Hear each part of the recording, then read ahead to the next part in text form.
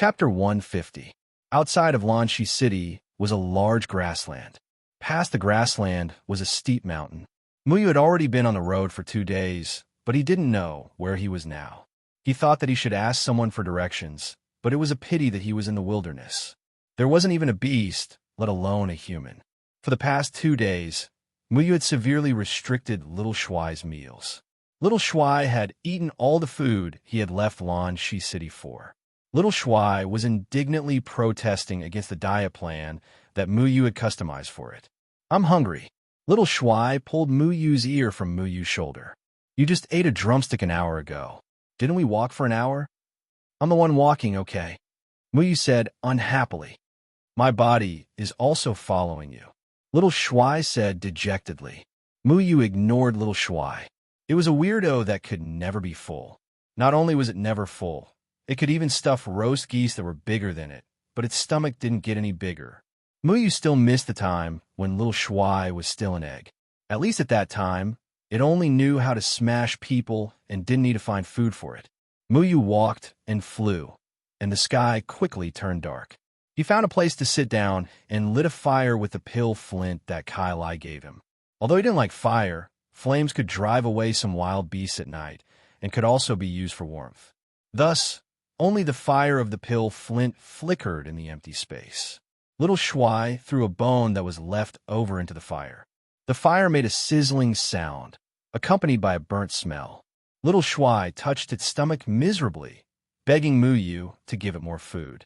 Muyu ignored it and closed his eyes, minding his own business, and began to cultivate the dust fall technique. Without Enshu's supervision, his slacking habit was out of control. At this moment, the place he was going to was a gathering of Yuanying realm young talents, unlike Yonkai, who was a Yuanying realm cultivator who did not live up to his name. He had to have some ability to protect himself, otherwise anyone could crush him like an ant. The Dustfall Heart Sutra could calm Muyu's heart. He liked the feeling of tranquility. His mind was empty and his body relaxed. His senses wandered outside his body to feel the colors and auras around him. He could see without relying on his eyes. Muyu saw a frog chirping happily not far away. A mosquito wanted to fly towards Muyu, but was caught by the frog's tongue. The night wind blew, and the leaves trembled slightly, pushing down an aphid. The cicada chirped weakly. It was tired after chirping all day. The grass on the grassland was trampled by 2 pairs of feet. 2 people were slowly walking towards them. "We've been walking for so many days. Let's take a break." It was a woman's voice. Her voice was crisp and pleasant, like pearls and jade falling onto a plate, making one's ears light up. "Yudi, there's someone there. I'll go ask if there's anything to eat." Then came a man's voice. This voice was mixed with gentleness. It seemed to be a delicate and weak scholar. "There's someone."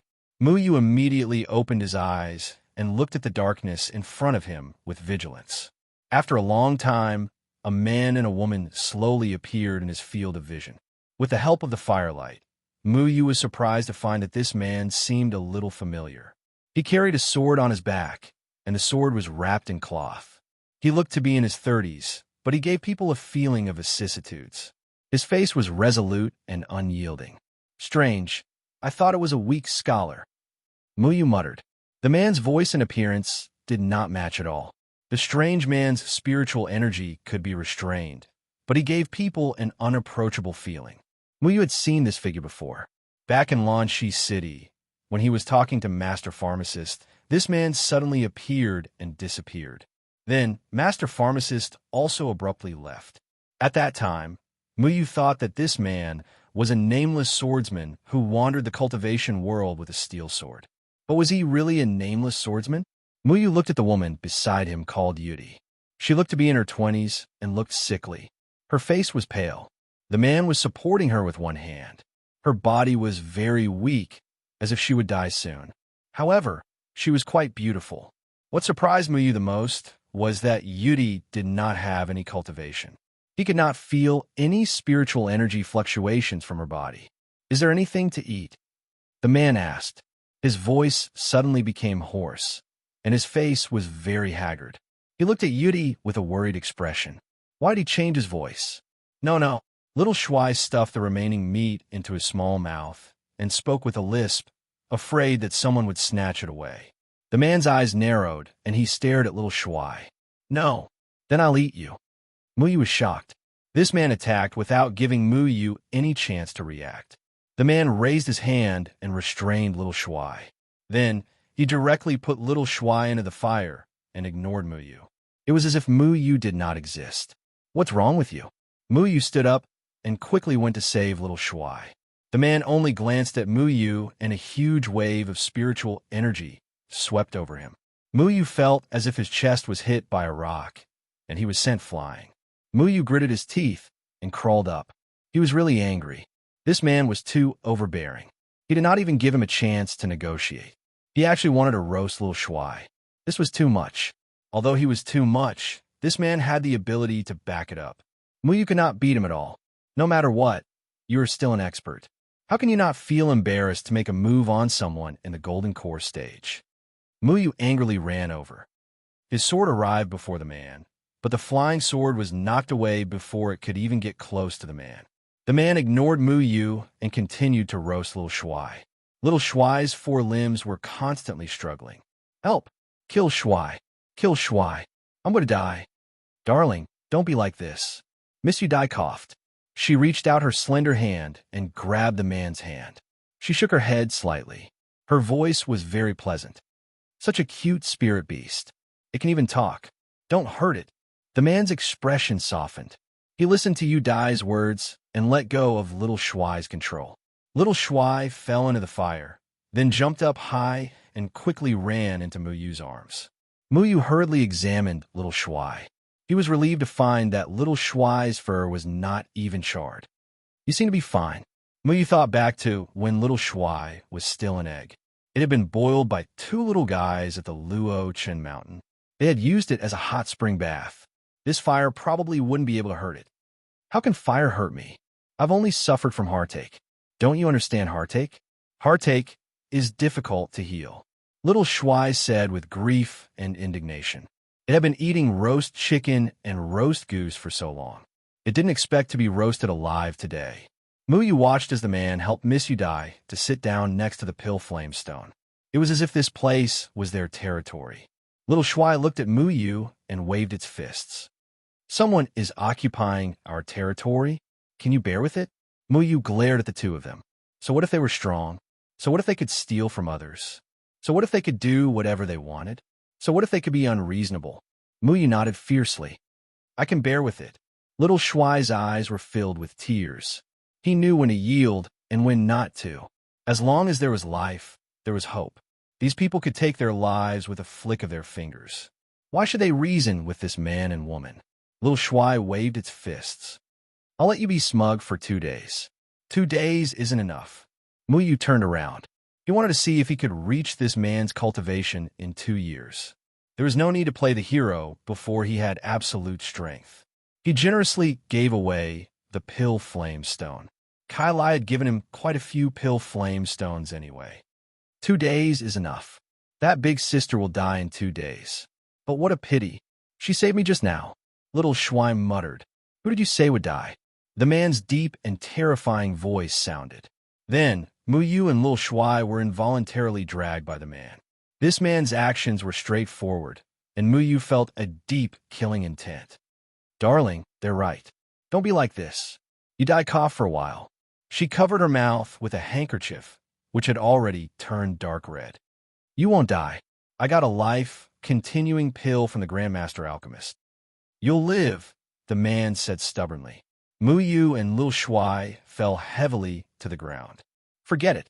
You know that the life-continuing pill will become weaker and weaker the more I use it. I've already used it 4 times. The 5th time is almost useless to me. Udai shook her head. Even if I have to spend 2 more hours with you, I'm willing. The man hugged her tightly. Muyu found it hard to believe that such a resolute man could have such a soft side. This guy was so gentle when talking to Udai, but when talking to Muyu, he was as cold as ice. It was as if they were 2 completely different people. You talk too much. Didn't I tell you not to talk nonsense last time? Muyu wanted to sew Little Shuai's mouth shut. He knew that little Shuai had this kind of ability, but saying it in front of others would only bring unnecessary trouble to himself. Muyu was basically sure that this man was the one who went to the Grandmaster Alchemist that day. For what he said, it seemed that he went to the Grandmaster Alchemist to ask for a life-continuing pill to extend Yudai's life. The life-continuing pill and the life-continuing pill had different effects. The life-continuing pill could extend the lifespan of a dying person by a few years. It was usually used by very old people. For example, Duke Qi Long in the Mo Yun mountain range. But if a person was heavily injured, the life-continuing pill would be useless. At that time, the life-continuing pill would be effective. The life-prolonging pill could pull a heavily injured person back from the gates of hell. Because the person still had lifespan, the life-prolonging pill could allow them to continue living, meaning to continue living. The life-continuing pill could defy the heavens and change one's fate. It could stimulate the damaged organs of the person and allow them to regain their vitality. But the drawbacks were obvious. The organs of the person would be stimulated by the medicinal power, and their latent life force would be stimulated, allowing them to continue living. But after too many times, the latent life force would be overdrawn and the person would die. The life-continuing pill could only be used when the person died of old age, but the life-continuing pill could be used at any time. Therefore, the life-continuing pill was much more precious than the life-continuing pill. Not all alchemists had the ability to refine it. Not to mention the low success rate. Just the ingredients were very difficult to gather. Only Grandmaster alchemists had the ability to refine it. This Yudai was so young, her lifespan couldn't have been exhausted. The life-continuing pill was useless for her. She must have been heavily injured or had some problems with her body. Therefore, this man had no choice but to ask the Grandmaster Alchemist for a life-continuing pill. Muyu was very sensitive to life force. He could feel that Yudai's heart was beating very weakly. She didn't have the vitality that a person of her age should have. Muyu, can't you save her? Xiao Shuai suddenly pulled on Muyu's ear. What did you say?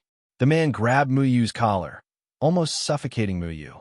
His eyes were shining as if he would swallow Muyu alive if Muyu dared to say no. I didn't say anything, it had said. Muyu stammered as he pointed at Xiao Shuai on his shoulder. His face was full of grievance. How could he have a way to save Yudai? Xiao Shuai had been talking to himself. How did he become the scapegoat? Chapter 151. Muyu decided that the next time he met a stranger, he would stuff Xiao Shuai's mouth first, lest this idiot kept saying things he shouldn't say. Then Muyu would have to clean up for him. This man? Uncle Wolf? Can you? Even if you want to save someone, you have to let me live first, right? Muyu almost cursed this man's 19th generation ancestor in his heart, not to mention whether he could save someone or not. If he couldn't even save himself, how could he save a ghost? The man let go of his hand. You can call me nameless. Muyu was shocked.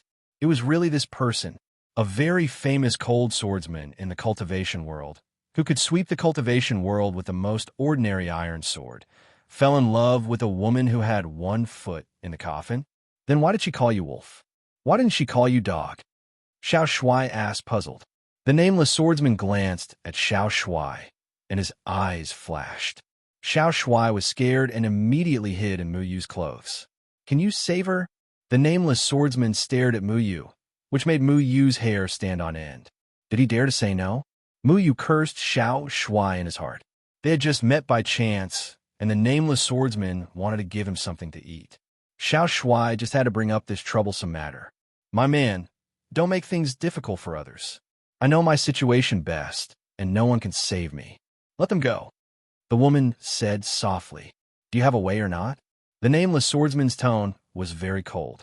He didn't like Muyu joking with him, especially with the people he cared about the most. In fact, he didn't believe Muyu. He had visited so many alchemy masters and famous doctors, and none of them had the ability to cure her. How could Muyu, who was in the Jindan period, be able to? But the nameless swordsman knew that her time was up, and he couldn't lose her. As long as there was a glimmer of hope, he would try. Well, we have to discuss this. People like us who have the ability to cure chronic diseases are all very precious. We rely on this to make a living, don't we? So, if you can leave me and my little friend alone for a while. Muyu could only calm the nameless swordsman down. At the very least, he couldn't shatter his hopes immediately. Otherwise, if he went berserk, even several Muyu wouldn't be enough to kill him. Oomph.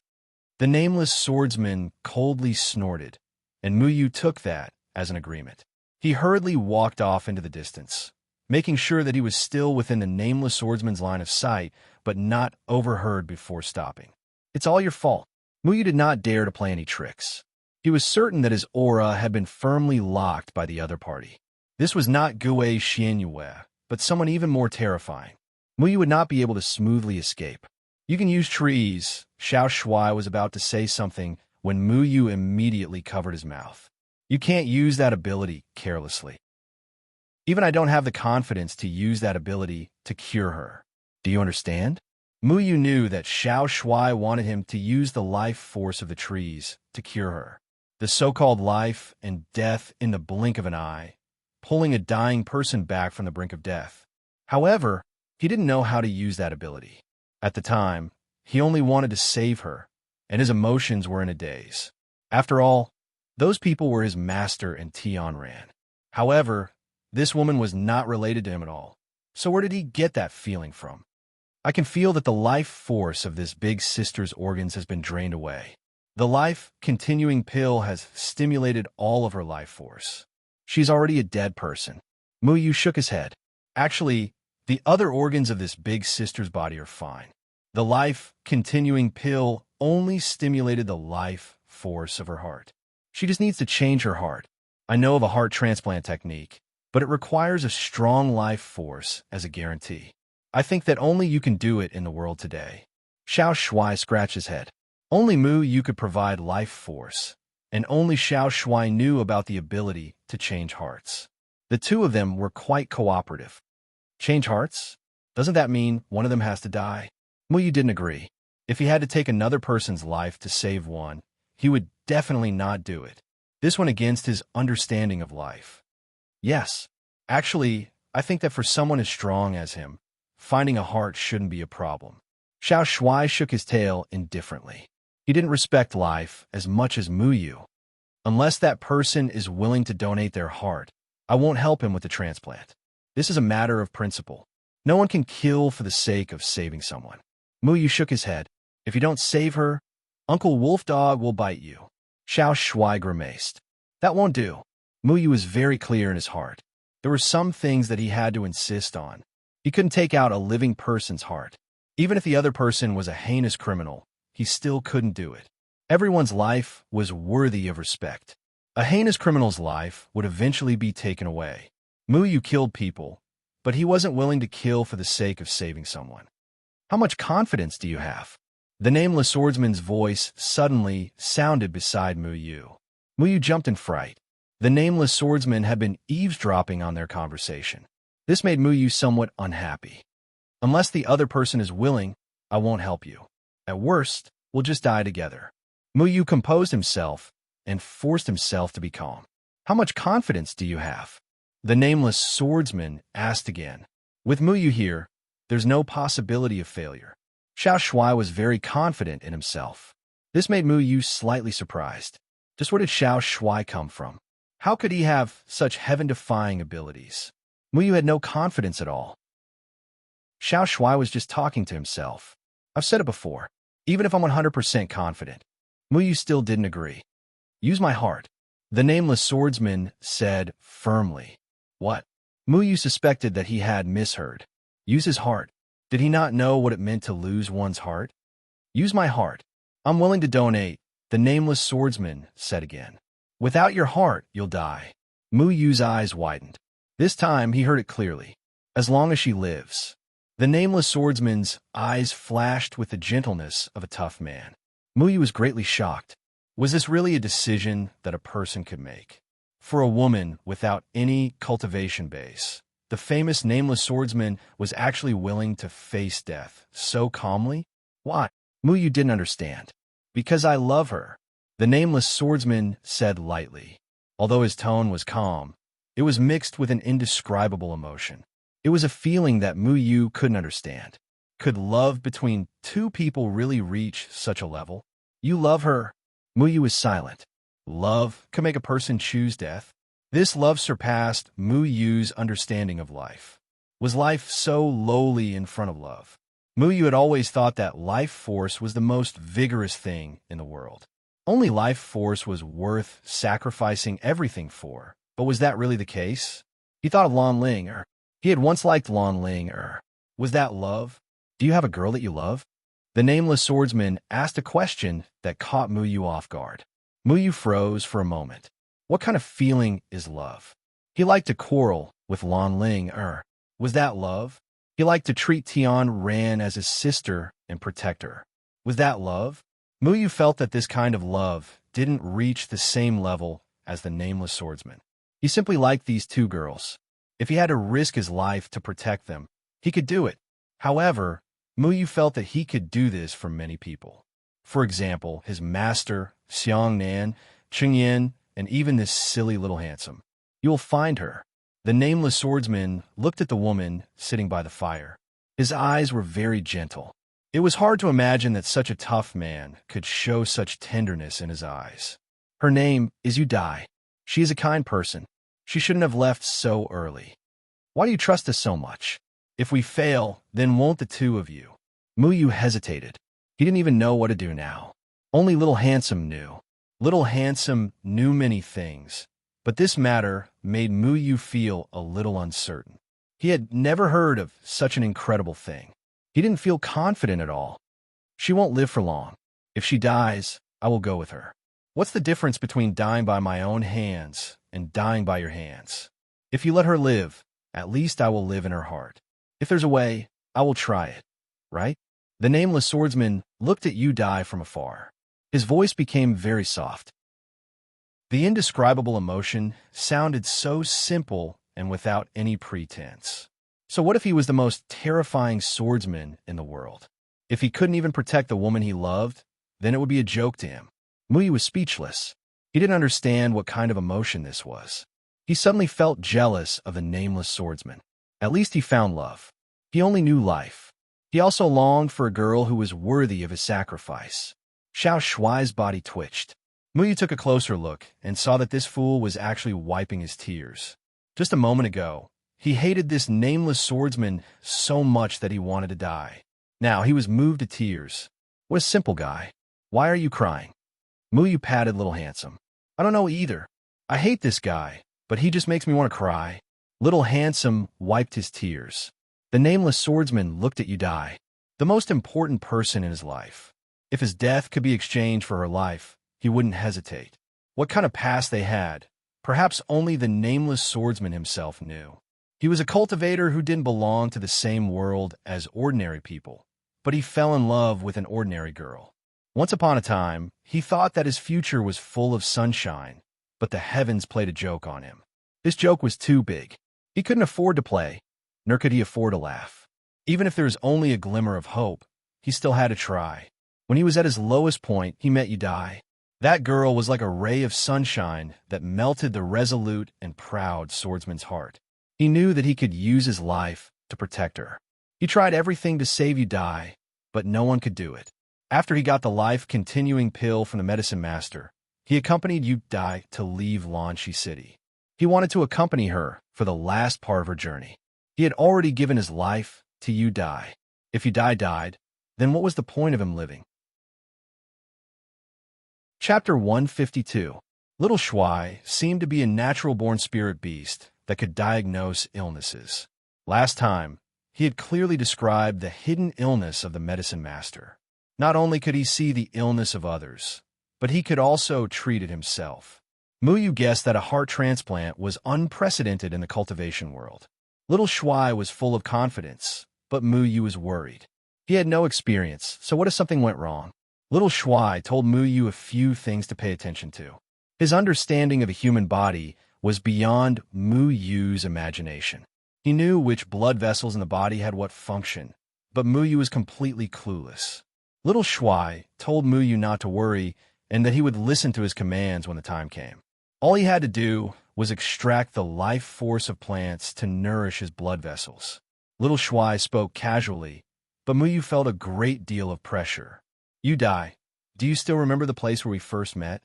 The nameless swordsman hugged Yu Dai, completely unlike the cold swordsman in the outside world. At this moment, he was a gentle man, as gentle as water. "Of course I remember, idiot. You competed with others and won, but it was a Pyrrhic victory. When I saw you lying in front of my house covered in blood, I was scared to death."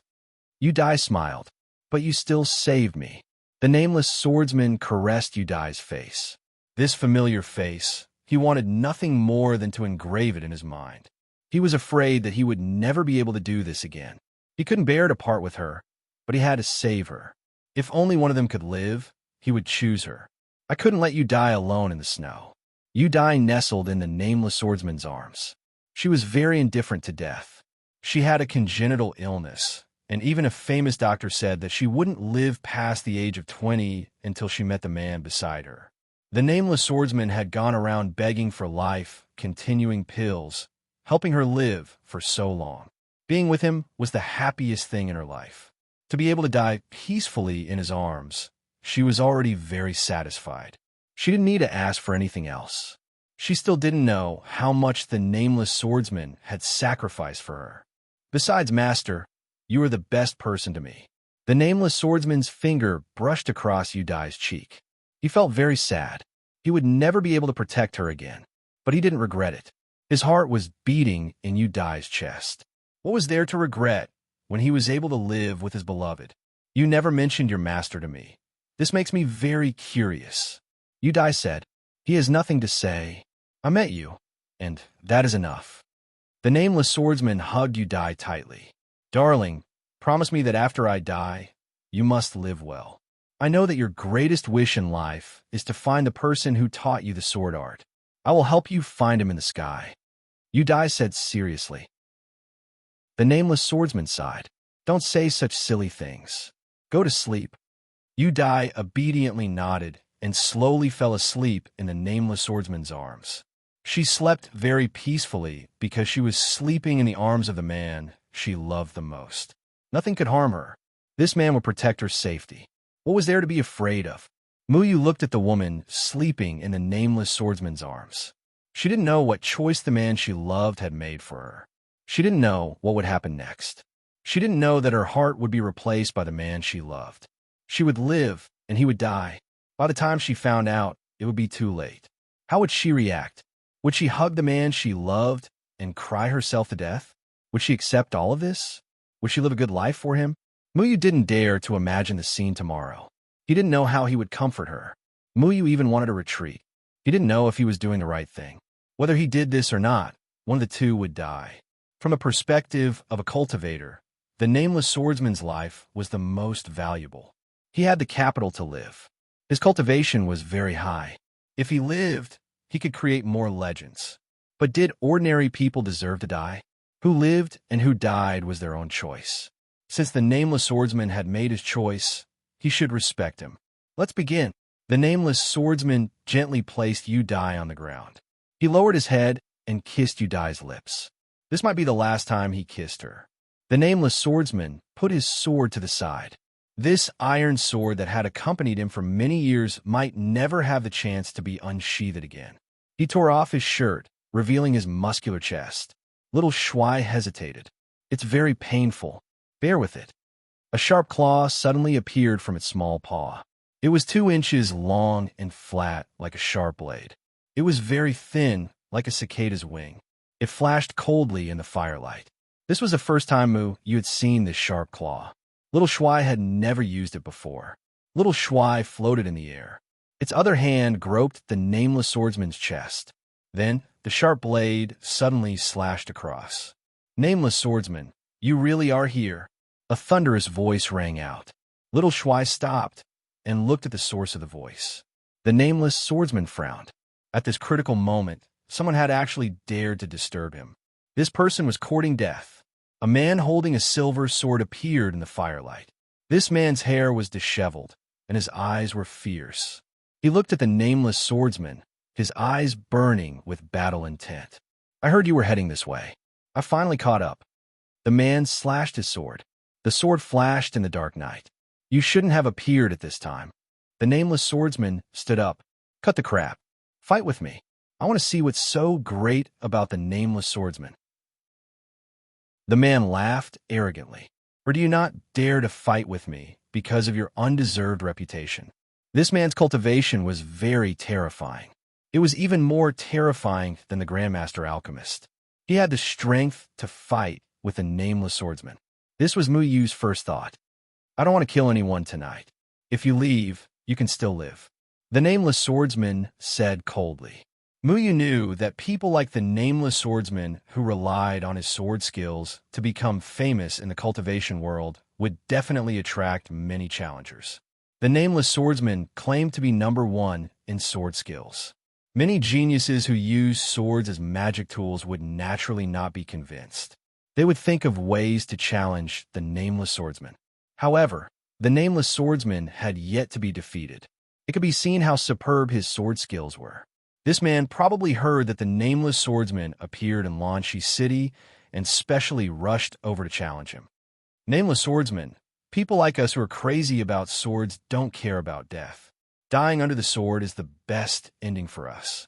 The man said with a smile. I don't kill nameless people. The nameless swordsman seemed to agree with the man's idea.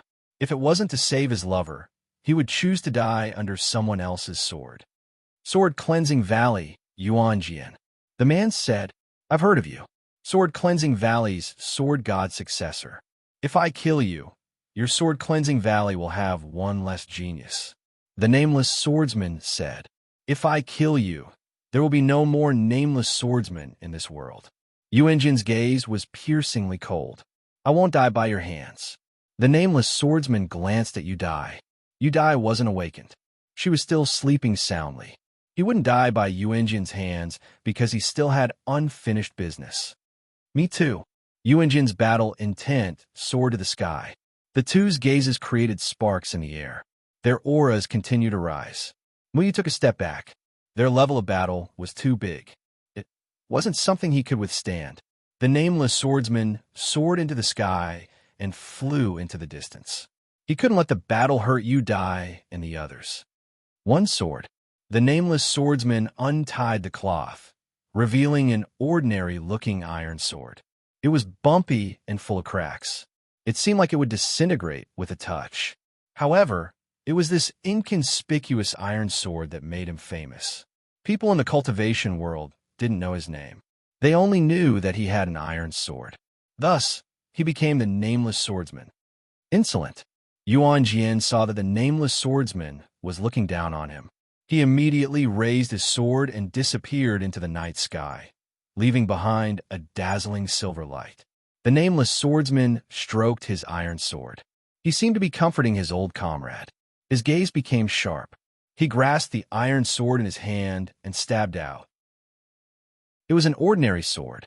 He pushed his hand forward, and the iron sword slowly left his hand. Anyone could do it. The trajectory of his sword was so clear. Anyone with a little bit of foundation could dodge it. It was an extraordinary sword. The sword left his hand slowly, but it contained the power of 1,000 caddies. It was as if this sword was the only thing left in the world. It pressed down heavily on everyone's eyes. No one dared to look directly at it. Yuanjian's figure appeared. He looked at this sword in surprise, and the surprise in his eyes turned into fear. That sword looked simple, but the flickering sword intent was so awe-inspiring. He raised the sword in his hand. He could not possibly lose. Muyu looked at the sword in a daze. In his eyes wasn't just one sword. The sword came from a nameless swordsman's hand, but also seemed to be stabbing Yuanjian from all directions. It was as if there were several nameless swordsmen attacking Yuanjian at the same time. Yuanjian was attacked from all sides and was in danger. He wanted to dodge, but Muyu knew that he couldn't, because there was only one sword. Isn't this the last move of the 9 forms of the dust fall? 9 return to 1? Muyu's eyes widened. His master had once used this move. It was a simple move, but nothing could be looked down upon. With his cultivation during the Jindan period, he severely injured Gai Xianyue, who was in the nascent soul stage. Muyu still couldn't use this move. His master said that he had to comprehend this move himself. Muyu closed his eyes. He imagined himself as Yuanjian. He had the 9 forms of the dust fall. He could use different moves to resolve it, but he always felt that something was missing. He couldn't completely resolve this move. His 9 forms of the dust fall seemed to lack a trace of sword intent. Muyu thought of himself as the nameless swordsman again. He could attack the distant sword from all directions at the same time, but complicated moves were the easiest to break. The Great Tao was simple. He only needed 1 sword to kill the distant sword. But how could he combine the 9 swords into one? Muyu seemed to have touched upon the deepest profoundness of the 9 forms of the dust fall. He was about to grasp that layer of sword intent, but there was always a layer of gauze that he couldn't grasp. What was the difference? Muyu's flying sword was already in his hand. He was minding his own business. The 9 forms of the dust fall were constantly changing in his hand. He was immersed in that layer of faintly discernible sword intent. His heart was incomparably calm. He was about to grasp something, but what was it? 1 sword. Muyu's mind flashed. He knew what this was. The most powerful part of the 9 forms of the dust fall wasn't that it had 9 profound sword moves, but that it could be used at the same time. The opponent had to deal with all 9 sword moves at the same time. But in reality, there was only 1 move. 9 returned to 1. Muyu kept on making this move. He only used 1 move, but in reality, he used 9 sword moves. In an instant, he used 9 sword moves, but in reality, it only looked like 1 move. Suddenly, a green light flashed on the flying sword. The wooden sword that was bitten beyond recognition by the insects separated from Muyu's flying sword. It seemed to have been squeezed out by the shadow clone sword.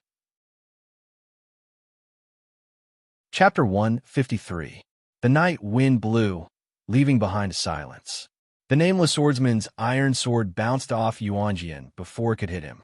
The Nameless Swordsman seemed to have missed. However, the air was filled with a cold, killing intent. Yuanjian's sword was still in his hand. He expressionlessly looked at the Nameless Swordsman, but the Nameless Swordsman didn't look at him. The Nameless Swordsman withdrew his sword and didn't attack a second time. He wrapped the iron sword in cloth and no longer paid attention to Yuanjian. He landed on the ground and slowly walked towards Udai. Yuanjian's entire body suddenly erupted with waves of wild sword energy. With him as the center, the sword energy slashed out in all directions. Intense spirit energy fluctuations appeared in the air. The sword energy killed everything within 1,000 feet. All living things were destroyed by the wild sword energy. Bang! Yuanjian's body fell vertically to the ground like a kite with its string cut. Like a sandbag, he fell into the grass. There was no extra struggle, nor was there any explosion. He just lay there motionless on the ground. His body was still warm, but his vitality was quickly slipping away. The successor of the sword god of Sword Cleansing Valley couldn't even last a single move in front of the Nameless Swordsman. But all of this had nothing to do with Muyu. He was still immersed in his own domain, trying to grasp something. However, that trace of enlightenment was sometimes far and sometimes near, making it impossible for Muyu to approach. He didn't give up. He continued to perform his 9 guides of the heavenly sword, wanting to pierce through that barrier. The Nameless Swordsman thoughtfully looked at Muyu. His sword had allowed Muyu to comprehend something. This was something he hadn't expected. The Nameless Swordsman didn't disturb Muyu because he knew that if he woke up Muyu in this situation, Muyu's mind would likely split and he would suffer irreversible damage. He didn't care about Muyu's life or death, but Muyu was an important figure in saving Udai. Once something happened to Muyu, there would be no hope for Udai. It was late at night. The Nameless Swordsman stood there, quietly guarding Muyu. Dawn came quietly, and the sky showed the white of the fish belly, but Muyu was still not awake. Udai woke up. She looked at Muyu in confusion. The Nameless Swordsman shook his head, indicating that she shouldn't disturb Muyu. The Nameless Swordsman found a shady place for Udai to sit down. All he could do now was wait. However, Udai's coughing became more and more intense. Her face was completely pale. The nameless swordsman looked at Yu Dai with a pained expression. He hugged her tightly and looked at Mu Yu anxiously. The sun slowly rose into the sky, roasting the earth and Mu Yu on the grass. However, Mu Yu remained motionless. He had played out the 9 temptations of the heavenly sword in his mind no less than 1,000,000 times. He felt that he was about to grasp the crux, but he still lacked something. What was it? Mu Yu wasn't sure either. The sun had already set, and Yu Dai's life was nearing its end. She had already fallen into a coma. The nameless swordsman gave Yu Dai the last life-continuing pill. The life-continuing pill wasn't as effective on mortals as it was on cultivators. After all, the bodies of mortals were weaker than cultivators. The nameless swordsman knew that the life-continuing pill didn't have much use. At most, it would allow Yu Dai to breathe for a few more hours. The nameless swordsman wanted to wake Mu Yu up several times, but he resisted the urge. He was in a dilemma. Waking Mu Yu up might hurt Mu Yu, but if he didn't wake Mu Yu up, Yu Dai couldn't wait any longer. He became more and more irritable. Can't the heart change without him? This was the 3rd time the nameless swordsman asked Little Handsome. No. Little Handsome wagged his big tail. He was too lazy to answer. Mu Yu didn't know how much trouble his comprehension had brought to the nameless swordsman. He played the 9 stances of the falling dust in his mind over and over again. He was looking for the most perfect point. How to make the 9 swords return to 1 was the problem he needed to solve. He needed help. Unless he could see Feng Haochen use the 9 swords return to 1 again. He just needed to grasp the right timing of the 9 swords return to 1 from Feng Haochen's return to 1 sword. But this was impossible. Feng Haochen was far away in the remote Maoyun mountain range. A sharp sword intent suddenly entered Mu Yu's mind. Mu Yu didn't know where it came from, but this sword intent was so domineering that it seemed to be the only thing in the world. This sword intent only stayed in Mu Yu's mind and didn't cause any damage. Mu Yu carefully pondered over this sudden sword intent. He suddenly understood. This seemed to be a simple principle, but he took a big detour. 1 sword. With 1 sword in mind, no matter how many sword moves there were, he could defeat them with 1 move. This was the profound meaning of the falling dust mantra. Mu Yu opened his eyes. A bright light flashed through his eyes. The shadow clone sword in his hand broke through the air. A sharp explosion rang through the air. It was like a shadow passing through the air, causing the air to heat up. The shadow shot out with a whoosh. Mu Yu's flying sword pierced through a rock in front of him, leaving behind a round, finger-sized hole. This was an extraordinary small hole, because this small hole could not contain the body of the shadow sword. However, the shadow sword easily penetrated the stone, leaving behind an unbelievable small hole. The entire stone did not move at all. There was not a single scratch on it. This is 1 sword? The shadow clone sword had returned to Mu Yu's hand. He looked thoughtfully at the small hole in the rock and sank into deep thought. The great Tao is simple. 1 sword becomes 10,000 swords, and 10,000 swords return to 1 sword. You need to do it without hesitation in order to display the power of 1 sword. Nameless voice came from behind Mu Yu. Mu Yu stood up. He discovered that the sun had already set and the sky was getting dark. He had meditated for an entire day. Time really waited for no one. Oh no, I need to save her. Mu Yu slapped his head. Just as he was about to turn around, he saw the cold face of the nameless swordsman. He was so frightened that he took several steps back. He suddenly understood where the sudden sword intent came from. It was the nameless swordsman who had injected that domineering sword intent into him. But why would he help him? Since you're awake, start saving her. The nameless swordsman didn't waste any words. He stood up and quickly walked to Yu Dai's side. Yu Dai's breathing was already very weak. Mu Yu looked at Yu Dai and then looked at Nameless. He was a bit hesitant. To save her, you will have to sacrifice yourself. Have you really thought this through? Mu Yu was very grateful to the nameless swordsman. If it weren't for the nameless swordsman's sword intent, Mu Yu wouldn't have been able to comprehend the true essence of the falling dust cultivation method so quickly. Do I still need to think about what I've already said? The nameless swordsman's upper body was still naked. He looked around. Where did that little beast go? The nameless swordsman's attention had been focused on Yu Dai and Muyu, so he had neglected little Shuai. Muyu also discovered that little Shuai had disappeared. If it wasn't little Shuai, it wouldn't have left it behind. Could it be that it was still thinking about finding food? I'm over here. Little Shuai's voice came from afar. Muyu saw little Shuai use spirit chi to hug a bloody heart and jump onto the stone that Muyu had hit. As soon as it jumped onto the stone beneath its feet turned to dust. It was so scared that it quickly flew away. What's wrong with this stone? Did I see a ghost? Little Shuai shouted. Muyu's sword had only left a small hole in the stone, but when little Shuai jumped onto it, it turned to dust. This sword didn't seem to have left any marks on the stone, but it had shattered its structure from the inside.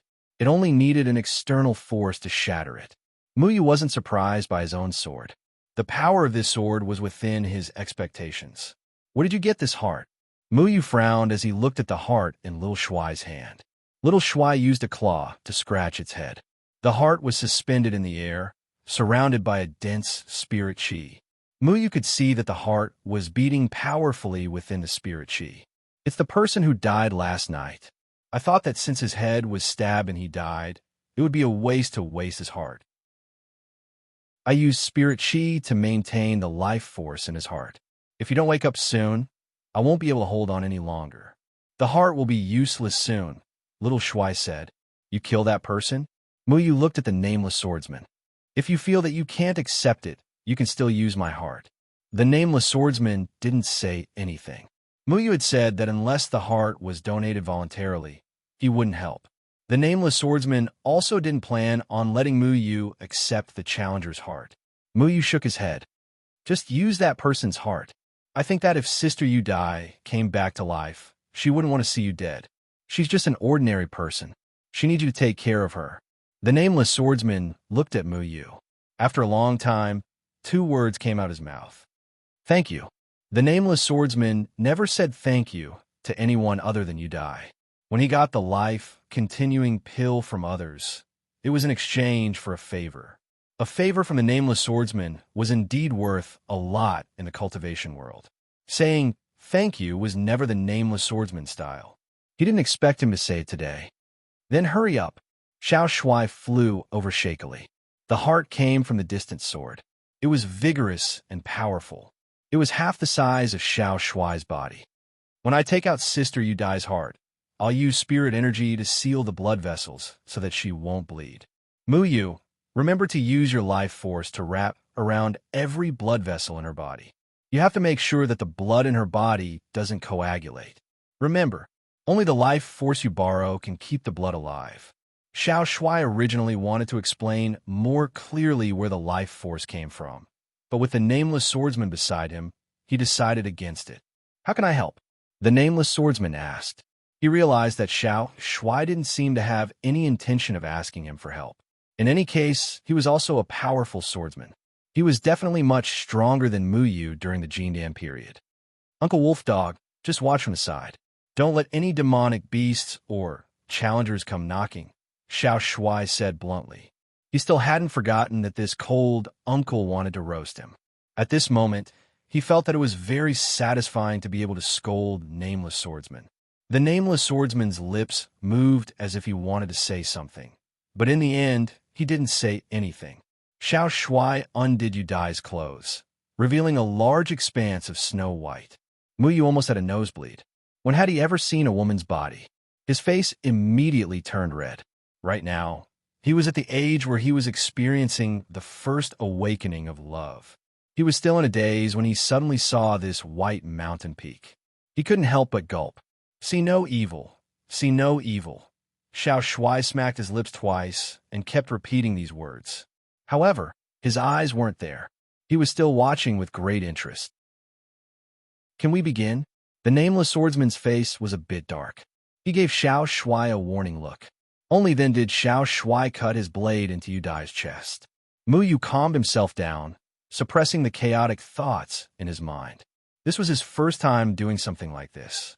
He was a bit nervous, but he still tried to calm himself down and wait for Xiao Shuai's instructions. Chapter 154. As night fell, The nameless swordsman took out the pill flame stone. He poured his spirit energy into the pill flame stone and lit up the surroundings. He nervously watched Xiao Shuai work. He felt that it was ridiculous that he had placed the life of his beloved in the hands of a little squirrel. He even wondered if he had gone crazy. So many people couldn't cure you die. How could this little squirrel that had almost been roasted by him save you die? The nameless swordsman was desperate, but he had to gamble. As long as there was a glimmer of hope, he couldn't let it go. Seeing Xiao Shuai's skillful work, his nervous heart calmed down a bit. Xiao Shuai wasn't afraid of doing this. Instead, he was excited. It didn't feel strange at all. It was as if he was born with this ability. Muyu followed Xiao Shuai's instructions. His nerves were tense, afraid that something would go wrong. Xiao Shuai skillfully took out Yu Dai's shrunken heart. Then he quickly transplanted Yuan Jian's heart into it. Next, he carefully stitched up every blood vessel in the heart. During the stitching process, Muyu's life force helped a lot. Muyu's life force allowed the stitched wounds to quickly heal. Once everything was ready, Muyu began to heal the external wounds under Xiao Shuai's guidance. He was on tenterhooks during the entire process. He even had to make sure it was working before he dared to start. Okay, now we just need to stitch up the wounds. You can help heal them. After Xiao Shuai said it was done, Muyu was relieved. He lay down on the ground and relaxed his tense nerves. He was panting, his body was soaked in sweat, and most of his spirit energy had been used up. He was considering whether or not he should use the life force of the trees to heal himself. The nameless swordsman walked over and poured his spirit energy into Muyu's body. At least he has a conscience. Muyu muttered in his heart, I owe you my life. The nameless swordsman's voice was cold and emotionless. He would only show his emotions in front of Yu Dai. Sister Yu Dai will recover after resting for a while. Uncle Wolf, you actually wanted to roast me. Just thinking about it makes me angry. Little Handsome was also a little tired. He was still brooding over this matter. What are your names? The nameless swordsman asked Little Handsome. Remember, my name is Xiao Shuai. Xiao is Xiao as in Xiao Shuai, and Shuai is very, very handsome. Xiao Shuai put his hands on his waist and wagged his big tail. My name is Muyu. Muyu saw that Yu Dai's breathing had gradually stabilized, and her complexion had also begun to regain some color. This was a good sign. In the future, if you have any problems or want to kill someone, as long as you say it, I will do it for you, the nameless swordsman said. Who knows what will happen in the future? In any case, it's good enough that you didn't kill us. Muyu didn't care about the nameless swordsman's promise. A favor from the nameless swordsman might be a priceless treasure to many people, but to Muyu, it was illusory. He didn't even know where he would end up in the future. Even if he encountered something troublesome, would the nameless swordsman always be by his side? I want a lot of drumsticks, enough to eat for several days. You are so strong. You must have money on you, right? Little Handsome gestured and said disappointedly, Money? Are you talking about spirit stones? The nameless swordsman frowned. Generally speaking, people with high cultivation would never worry about the problem of spirit stones because they had enough capital to get whatever they wanted. However, the nameless swordsman shook his head. I don't have a lot of money. Ever since I got together with Yu Dai, she won't let me rob people, so I'm still poor. If you want spirit stones, I can borrow them without telling her. Just don't tell her. That poor bastard also doesn't have any money. Are you sword wielders all poor? Little Handsome pointed at the dead distant sword lying in the distance. It actually took the time to search its body. It was really a rare item. The nameless swordsman didn't say anything. For cultivators like them who pursued the highest level of swordsmanship, they didn't care too much about material things like money. Besides, if they wanted money, it was just a matter of saying a word. Thinking about it, who wouldn't be willing to give them money? Muyu saw that the sky was getting dark. He couldn't help but want to sleep. Today was really too tiring. Little Handsome was still full of energy. Muyu had no choice but to stuff the stored drumsticks into his mouth so that he wouldn't disturb his sleep. When he woke up the next day, Yu Dai also woke up. She didn't know what happened last night. She just felt that her body was getting better. She thought she was going to die, but now it seemed like nothing had happened. At this moment, Little Handsome was rubbing against her chest like a spoiled child. Little Handsome liked to rub against the soft places of any girl he met. Most importantly, none of the girls pushed Little Handsome away. They were all very happy to meet such a cute little beast. This made Muyu very jealous. I really want to be a cute little beast. Muyu rubbed his chin. The nameless swordsman and Muyu saw Little Handsome's shameless behavior and were a bit unhappy. The former was hostile, the latter was envious. Uncle, it seems like big sister Yudai is fine. Muyu walked over and patted the nameless swordsman's shoulder. Then he suddenly remembered that he wasn't that familiar with the nameless swordsman. Patting his shoulder was a bit too much. Fortunately, the nameless swordsman didn't say anything, nor did he show any dissatisfaction. I don't plan on telling her about what happened last night. I don't think she will accept the fact that she has someone else's heart in her body, the nameless swordsman said. Muyu nodded. He looked at the sky. Today's weather was good, so he had to continue on his journey. Little Handsome was still rubbing against his chest. Sometimes being cute was a kind of pervert's capital. We have to go. You don't have any objections, right? Muyu asked. I will remember everything.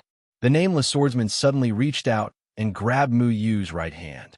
Muyu thought that the nameless swordsman was going to do something and was startled. However, a sword chi suddenly pierced through Muyu's right arm. Muyu's right arm went numb, and it took a while for it to return to normal.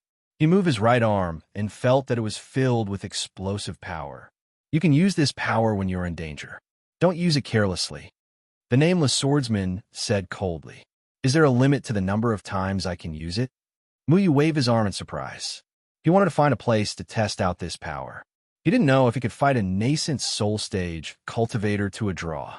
He felt that he could even fight Gue Xianyue with this power. It depends on how you use it. Your swordsmanship is not bad. If you use my sword chi when you attack, there will be unexpected results. However, it will put a lot of pressure on your arm. You might break it. You can use it until the sword chi disappears. The nameless swordsman said. Break it. Muyu rolled his eyes. The price of breaking it every time he used it was too terrible. If he didn't kill someone after using it, then he wouldn't be able to raise his sword again. However, with this, he would have some insurance. It would be good if he could survive when he encountered a strong enemy. Then we'll be going. Muyu pulled Xiao Shuai out of Yudai's arms. Looking at Xiao Shuai's reluctant expression, Muyu wished he could use the power in his right hand on Xiao Shuai to test the water. Xiao Shuai's skin was thick, so he shouldn't die. The nameless swordsman didn't ask him to stay, so he didn't ask him to stay. Yudai had already returned to normal, but Xiao Shuai was still talking to her. He had his own plans, and Muyu also had his own itinerary. Then goodbye, uncle. Goodbye, big sister. Muyu said goodbye to Yudai. He didn't care about how he addressed her. Uncle Wolf and big sister were very different in age. Muyu, big sister Yudai's front is so warm and soft. Before Xiao Shuai left, he still hadn't finished. Muyu's face was full of black lines. He quickly covered Xiao Shuai's mouth and looked back at the nameless swordsman. He found that the nameless swordsman's face was also black. If it wasn't for Xiao Shuai's help, the nameless swordsman would have already caught Xiao Shuai and beaten him up. Muyu and Xiao Shuai once again set foot on the road to the floating immortal island. They traveled very slowly. According to Kai Lai, the floating immortal island usually didn't allow others to enter. He had to wait for that day to have a chance to sneak in, so it was pointless for him to arrive early. Along the way, Muyu occasionally saw some caravans transporting goods. From time to time, he would also see one or two cultivators flying over his head on magic artifacts. The man and beast went on a leisurely stroll for 3 days before Xiao Shuai's problem came. Throughout the journey, its mouth didn't rest. It was munching on food. Muyu's food had been eaten by it, and now it was hungry. Muyu didn't have anything to eat. He was so hungry that he couldn't even open the pot. From today onwards, you have to limit your food. Muyu put away the last roast goose. The roast goose was already stale. Fortunately, the Chincoin bag could be vacuum-packed, so it wouldn't spoil. If I starve to death, how am I going to walk the rest of the way? Xiao Shuai cried. I'm the one who walks the path. What does it have to do with you? Muyu climbed over a mountain. A valley filled with fog appeared in front of him. I've been cheering you on. If there's no food, I won't cheer anymore. Xiao Shuai had a lotus leaf on its head. In the hot summer air, it was fanning itself with the leaf in its hand. Mu Yu ignored it. He looked at the valley in front of him. The fog was so thick. What if he got lost in the valley? He planned to fly through the sky and go around the valley. However, he suddenly saw a stone tablet not far in front of him.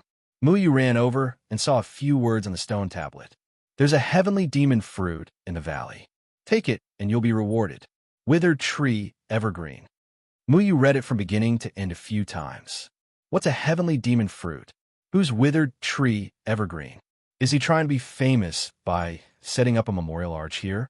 Why does it feel weird? Mu Yu, can a heavenly demon fruit be eaten like an apple? Does the reward mean that it's fulfilling my wish? I want a lot of roast chicken and roast goose. Xiao Shuai was elated as his imagination ran wild. As for what a heavenly demon fruit was, Xiao Shuai wasn't too sure.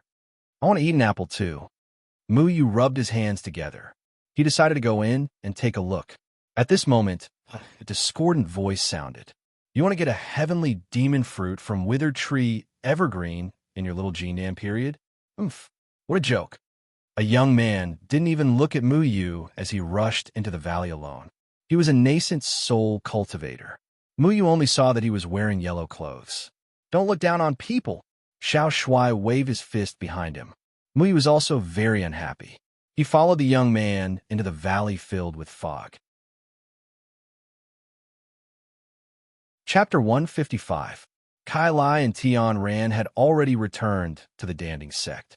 The medicine master didn't send Tian Ran back immediately because he had to inform the Danding sect's sect master about the appearance of Yumon in Lanchi City. He told Tian Ran to stay with Kai Lai and not to disappear again. Seeing the figure of the pharmacist hurriedly leaving, Kai Lai tiptoed up a tree and secretly took out a wine gourd from his heaven and earth in the sleeve. He pulled out the cork and secretly took a sip of the wine. Intoxicated, he let out a few ah sounds. Then, he seemed to have thought of something. Oh, I forgot something. What's wrong? Tian Ran sat under the tree and asked absent-mindedly. She had been fooling around with Mu Yu for more than a year and was inseparable from him. She wasn't used to being separated from Mu Yu all of a sudden. If Mu Yu wants to go to Fuxian Island, there's a withered tree valley on the way there. He mustn't go there, Kai Lai said worriedly. He wasn't sure if Mu Yu would take a turn. If he followed the main road, he would definitely pass by there. Ah, withered tree valley? The elders warned us not to go there. Will big brother Mu Yu be in danger? Tian Ran suddenly became nervous. It was obvious that Tian Ran knew what kind of place Withered Tree Valley was. Kai Lai scratched his head and said hesitantly, he won't go in there, right? He just needs to fly through the air. However, Mu Yu had already entered Withered Tree Valley. There was a river in the valley. After Mu Yu entered, he walked along the riverbank. He originally wanted to follow the youth, but the youth ran too fast and lost sight of him. The fog was so thick and the visibility was pitifully low. Mu Yu didn't even know how far he had walked. The riverbank was filled with cobblestones and withered yellow aquatic plants. The river water was very clear, but no living creatures could be seen. The surroundings were empty. Occasionally, a crow would fly by and leave behind an ominous cry. It was especially eerie as it echoed in the valley. Mu Yu turned around and looked back. He could no longer see the path he had come in through the fog. The fog in the valley did not disperse for a long time. It was clearly noon, but there was a gloomy feeling, making people feel very depressed. However, Mu Yu wasn't nervous. After all, he came in along the riverbank. If he encountered any danger, he could just go back the way he came. He continued to move forward. After walking for a while, he suddenly realized that the color of the fog in front of him seemed to have changed. It turned into a miserable green color. Is this poisonous? After walking for so long, Mu Yu still hadn't seen a single shadow. He felt a little scared. This green fog made people panic just by looking at it. He wasn't afraid of poison since he had brought a lot of root grass seeds with him. If he was poisoned, he could just hasten the growth of the seeds and hide in the plants. Gotcha! Mu Yu only focused on the front and ignored his feet. He seemed to have stepped on something. He lowered his head to look and when he did, he almost screamed out loud. Fortunately, he had experienced this kind of situation many times, so he didn't act too exaggeratedly. It was a skeleton. There were only bones and some torn cloth left. This person was clutching his neck tightly, as if he couldn't breathe when he was alive. Muyu had just stepped on his toe bone. Based on the degree of fracture of the bone, this person had been dead for many years. There were still hairs on his scalp that hadn't fallen off. He seems to have been poisoned to death. Little Shuai used his leaves to fan the green fog in the surroundings. Muyu had seen many skeletons. Previously, he had seen many demonic bee skeletons in the wretched face spider-scorpion's cave. He had even seen many dead people in the school's underground. This bit of skeleton was nothing. He walked in to take a look. This person's chest and throat bones had turned black, forming a sharp contrast with the rest of the body. Could this fog be poisonous? Then I have to be careful. Little Shuai hurriedly burrowed into Muyu's arms. Muyu rolled his eyes. In his opinion, Little Shuai's skin was so thick that poison probably couldn't do anything to it. This fog's color is so strange. It must be poisonous. Muyu wanted to fly up, but he was shocked to find that he didn't know when, but he couldn't fly anymore. He could still use his spiritual power, but he couldn't fly. There seemed to be something around him that was suppressing him. As long as he wanted to fly, he felt as if there was a mountain pressing down on him. I didn't run into Yumon Woods Chimanduanjia again, right? Muyu remembered that the last time he went to Mount Fulong, he couldn't fly out of the forest. However, at least he could fly then. Now, he couldn't even fly. Didn't that person go in just now? He wasn't poisoned to death. I don't think we have anything to be afraid of, Little Shuai said calmly as he pinched his nose. This guy's skin was so thick. Even if the poison couldn't kill him, he really didn't know why he was pinching his nose. Muyu wasn't afraid of poison because poison was used to destroy the body's organs. His body was full of vitality. As long as he merged with the trees and filtered it, it would be detoxified. Next to the river was a cliff. Muyu saw dark green vines on the cliff. He thought that if he was poisoned, he could use this to filter the poison. So, he reached out to pull the vines. Unexpectedly, as soon as he got close, the vines suddenly came to life and rolled toward him, trying to entangle him. Damn it, this is a living vine. Muyu had never seen a plant that could move before, but Feng Haochen had told him that many plants could move. Some plants were more like animals. Not only could they move, but they could also run. They didn't necessarily have to take root in one place forever. When the vines rolled over, sharp wooden thorns rose from the vines. When this living vine hunted, it would first entangle its prey, then use the wooden thorns to pierce the prey. Then it would gradually suck the blood out of the prey. Who knew if it had entangled its prey in this godforsaken place? Unfortunately, it had met its master today. The moment the vine touched Muyu, it stopped moving. Muyu had already controlled it. A moving vine was also a plant, and he was the ancestor of plants. What a thick skin. Muyu didn't want to kill it. He just cut off a small part of it and wrapped it around his arm. Okay, go back obediently. Be more careful next time. Muyu patted the vines, and the vines shrank back in fright. After a while, they disappeared. Little Handsome, you're not afraid of poison, right? Muyu asked. I'm so handsome. What kind of poison can kill me? Little Handsome shook his head. The synonym of handsome was also called thick skin. Little Handsome was not only narcissistic, but also immune to poison. Muyu stepped into the green fog. Suddenly, a pungent smell entered Muyu's nostrils. Muyu immediately felt a little dizzy. He paused and wrapped the vines around his nose to filter out the toxins so that the vines would be poisoned. The visibility in the green fog was even lower. Muyu couldn't even see the river under his feet. He had to be careful at all times to prevent any monsters from coming out of nowhere. Fortunately, everything was normal except for the bones on the ground. The poisonous fog seemed to be a simple obstacle. It had no other function except to poison people to death. Muyu walked for a long time. The green fog finally faded and returned to the white fog. Muyu tore off the vine in his hand. The vine had already turned black. It seemed that the poison was not light. He simply threw it away. Anyway, he could use the root grass to replace it. This place is really strange. Muyu was hoping that there would be some fish in the river. Unfortunately, it seemed that it was not realistic. The man and the beast continued to walk forward. There was still a white fog in front of them. After walking for a quarter of an hour, Muyu found another skeleton. This skeleton didn't show any signs of poisoning. It had died while sitting cross-legged against the cliff. An ominous premonition spread in Muyu's heart. He felt that he shouldn't have walked into this valley. He had already seen so many dead people in this valley. He didn't even know how they died. How could a Jindan period cultivator enter this place? A voice sounded. Muyu thought it was the skeleton talking. He was really shocked. He jumped back a step and looked around vigilantly. A middle-aged man suddenly jumped down from the cliff and landed in front of Muyu. This man had the cultivation of nascent soul stage. This gave Muyu a headache. How could he casually meet a nascent soul stage cultivator?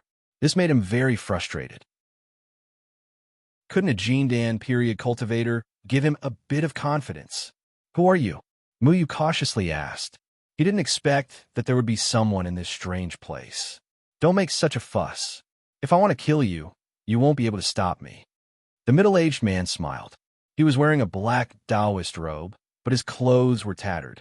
His hair and beard were messy. He looked tired. His skin was pale, without a trace of blood. Why do you feel like you haven't seen the sun for a long time?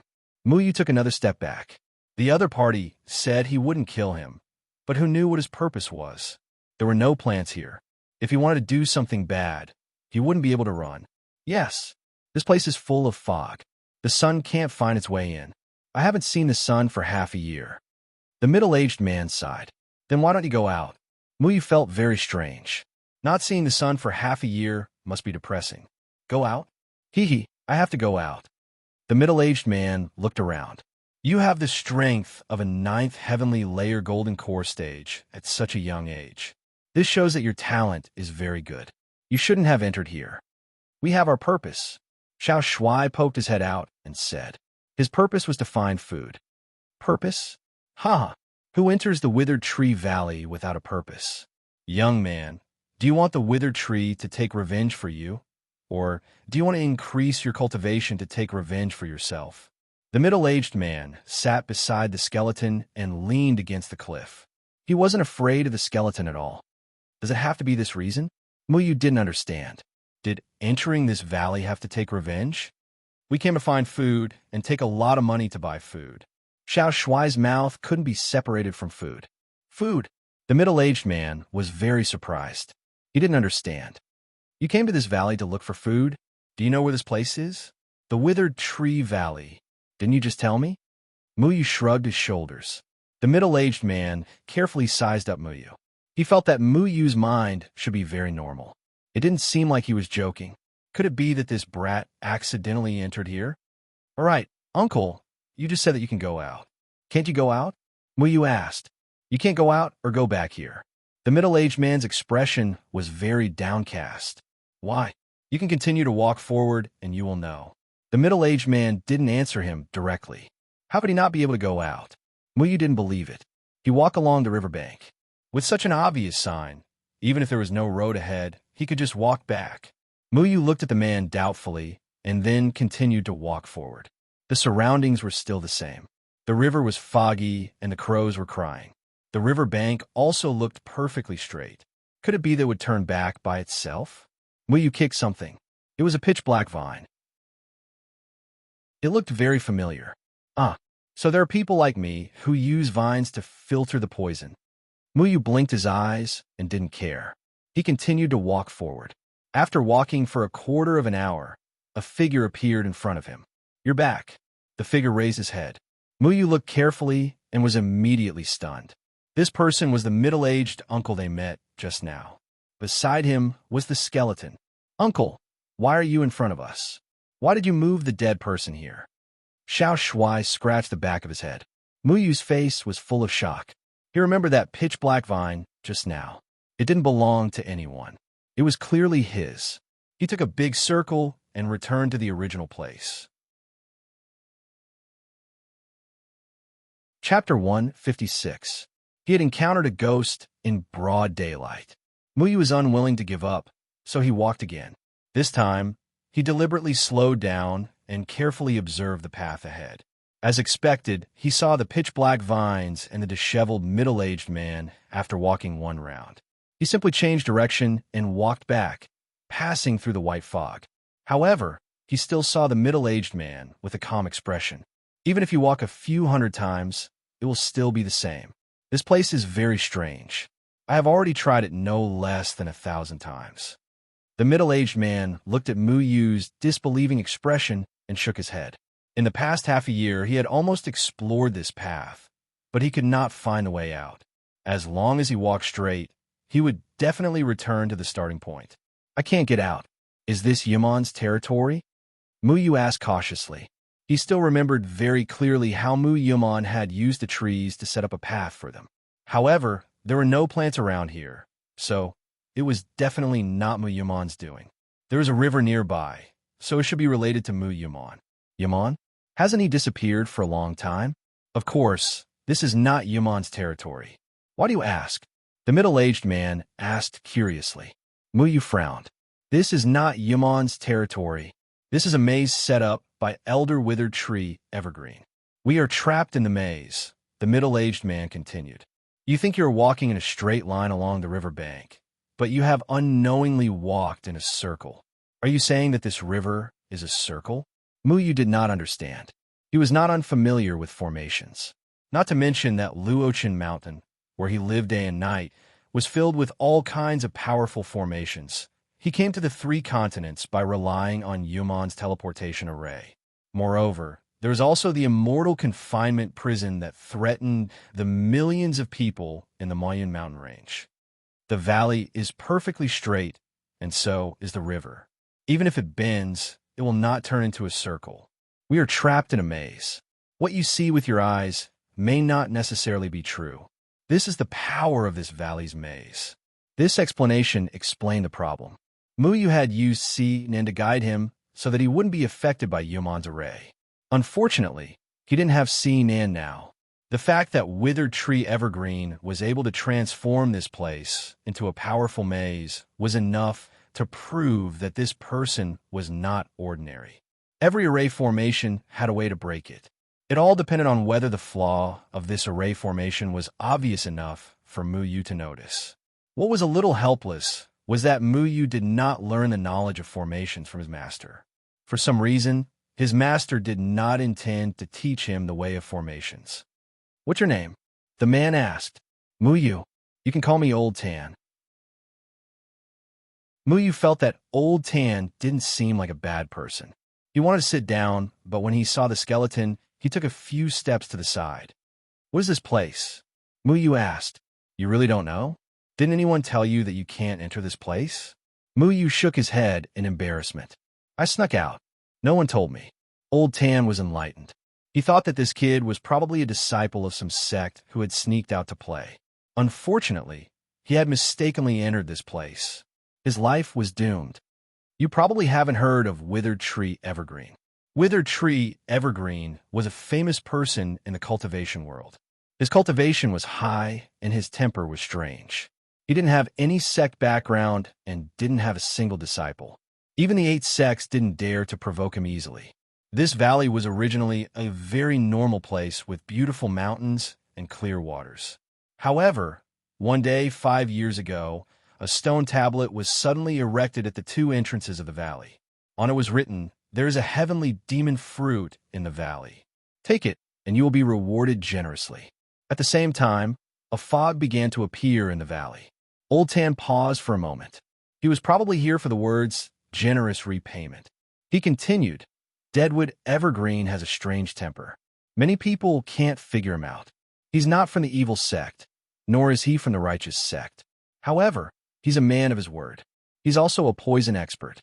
His poison makes many cultivators tremble in fear. There are rumors in the cultivation world that Withered Tree Evergreen is preparing to live in seclusion in this place. He should be looking for a successor, so he set up these tests in the valley. However, he hasn't confirmed it himself. Only people below the out-of-body stage can enter this valley. In other words, the highest cultivation level that can enter is only at the nascent soul stage. Why were the restrictions so similar to the Moyun mountain range? Muyu muttered. However, soon, even nascent soul stage cultivators couldn't enter the Moyun mountain range. Therefore, there was still a difference. According to Old Tan, many people were eager to give it a try. A large number of nascent soul stage cultivators from the Jindan stage poured in from the beginning. They all wanted to search for the so-called heavenly demon fruit. Some people came to join in the fun. Some people wanted to truly become Withered Tree's disciple. However, as soon as they entered, the green poisonous fog first poisoned the Jindan stage cultivators to death. Nascent soul stage cultivators could rely on their own cultivation to pass through. However, when nascent soul stage cultivators came here, they were also trapped in the maze. Some powerful people broke through the maze and continued to move forward. However, no one heard of anyone succeeding. In the past 5 years, this place was listed as a forbidden area. Many people from sects would warn their disciples not to step into the Withered Tree Valley. However, although many people knew that many people had died here, many people still rushed in without caring about their own safety. Some people wanted to obtain Withered Tree Evergreen's inheritance, or like Old Tan, let Withered Tree Evergreen help him take revenge. Old Tan must have formed a deep grudge with someone. He didn't have the ability to take revenge, so he had no choice but to come here to try his luck. Unfortunately, he was also trapped here. We haven't even heard of this place. We just came here to look for food and money. Xiao Shui said innocently. According to what you said, many people should have died. However, I didn't see many human bones. There were only a dozen or so. Muyu was puzzled. After dark, the riverbank is no longer safe. Demonic beasts will run out of the river to search for food. Those that can be eaten will be eaten on the shore. Those that can't be eaten will be dragged into the water. Most of the demonic beasts won't go into the green fog. When Old Tan mentioned those demonic beasts, his face revealed a trace of fear. With his nascent soul stage cultivation, he actually felt fear. Just how powerful were those demonic beasts? Then why is this skeleton so intact? Muyu glanced at the skeleton beside Old Tan. There were no bones missing from the skeleton, and the joints were all connected together. Old Tan sighed and said, "There is a type of demonic beast in the river called the melting water demon. The melting water demon's venom will instantly melt a person's flesh and blood. This guy was just too unlucky. He didn't take any measures in time at night, so he was splashed by the melting water demon's venom and directly turned into a skeleton. It's so dangerous here. Uncle, how did you avoid the attacks of the demonic beasts?" Muyu had heard of a demonic beast called the melting water demon before. This demonic beast used its venom to turn a person's flesh and blood into the purest blood energy before devouring it again. Many demonic beasts were unwilling to touch the bones that were stained with venom. This was also the reason why the bones were so well preserved. Do you see it? Someone dug a cave in the cliff wall. That's where I'm hiding. You can't fly here, and the higher you climb, the greater the pressure. Old Tan sighed. Very few people come here anymore. I haven't talked to anyone in half a year. We saw someone come in just now. Little Shui said, but we lost him. He's probably on the other side of the river. Old Tan was a little surprised. Ever since hundreds of people died here, no one in the nascent soul stage would think about the inheritance of the Withered Tree Evergreen. In all these years, he had never heard of anyone succeeding. Can we cross the river? Muyu glanced at the other side of the river. The fog was too thick, so he could only vaguely see an outline. The river was about 100 meters wide. Old Tan shook his head. There's a whirlpool in the middle of the river. We can't fly here, so we can't break free. Fortunately, the water in the river can be drunk. Otherwise, I wouldn't have been able to live for half a year. As long as there was spiritual energy, cultivators could do it without eating. The spiritual energy in the valley gave people a very oppressive feeling and was not suitable for cultivation, so Old Tan could only rely on drinking water to survive. Aren't there living vines on the cliff wall? They don't attack people? Muyu had just been entangled by a living vine. Of course, as long as you pay attention, try to stay down here during the day. Actually, I'm very curious. No one from the Jindan period has ever been able to come here. How did you come here? Muyu smiled. Naturally, he would not reveal his ability to control wood. So he casually said, "I was born immune to poison." Who knew that Old Tan would look at Muyu in shock? Could it be that you have a legendary supreme physique? No physique? Muyu thought about it and found it quite amusing. He had casually spouted some nonsense and had a powerful physique. He felt rather helpless. Back then, Master Medicine had said that he had a wood attribute physique. Now that Old Tan had said that he had no physique, then what kind of physique was it? You don't know? The Supreme Physique is a legendary physique that is immune to poison. They are born to resist things that are harmful to their bodies, so they will never get sick. The spiritual energy they absorb from the outside world is the purest spiritual energy, so their cultivation speed is very fast. Old Tan praised. Muyu didn't care about the Supreme Physique. He knew that he wasn't without a physique, he was just a little special. However, it was true that his cultivation speed was fast. Right now, he wanted to know how to get out of here. This uncle had been trapped here for half a year and hadn't left. Could he get out? Night quickly fell. According to Old Tan, the riverbank was no longer safe. Old Tan was still considered a good person. He let Muyu squeeze into the cave on the cliff wall with him. It took a lot of effort to climb to this cave. They couldn't fly here, so the higher they climbed, the greater the pressure. Muyu was exhausted. The cave was very narrow and was man-made. It was only about 1 meter tall and 2 meters wide. Old Tan had widened it a little, about 3 meters deep. He had only widened it a little in half a year, so one could imagine the hardness of this mountain. Old Tan said that the spiritual energy here was thin and cultivation speed was slow. Muyu felt that the spiritual energy here wasn't much worse than the Mayan mountain range, so Muyu could still adapt to it. The two of them used the pill flame stone to start a fire. Old Tan hadn't eaten for half a year. It was a pity that they couldn't find any living demonic beasts here. Otherwise, they could use the pill flame stone to roast some prey. Muyu took out the last roast goose and gave it to Old Tan as a way to thank him for taking him in. Little Shuai was very unwilling, but after Muyu warned it not to act recklessly, it didn't say anything against it. Old Tan hadn't seen food for half a year, so when he saw the roast goose, he immediately wolfed it down. Although nascent soul stage cultivators don't need to eat food, food can help them recover their physical strength faster than spiritual energy. Moreover, eating is human nature. The feeling of not eating for half a year is unbearable. Xiao Shuai even groans when he hasn't eaten for a day. The night in the valley was terrifyingly silent. There were no sounds of insects or frogs, only strange rustling sounds and the tinkling of the river. One couldn't even see the sky during the day, let alone at night. Muyu sat at the entrance of the cave and looked at the darkness outside. He didn't know if it was a psychological effect or something else, but he kept feeling that there was something crawling around on the riverbank below. After looking for a while, he decided to sit back down. Old Tan was already sitting there cross-legged. It was unknown if he was cultivating or sleeping, but Muyu didn't disturb him. If I had known earlier, I wouldn't have come. Muyu's intestines were green with regret. Others had come in to look for treasures, but he had only come in to look for food. He hadn't expected to throw himself in. This was really fate playing tricks on people. Muyu felt that he should have a good night's sleep first. He would think about how to leave tomorrow.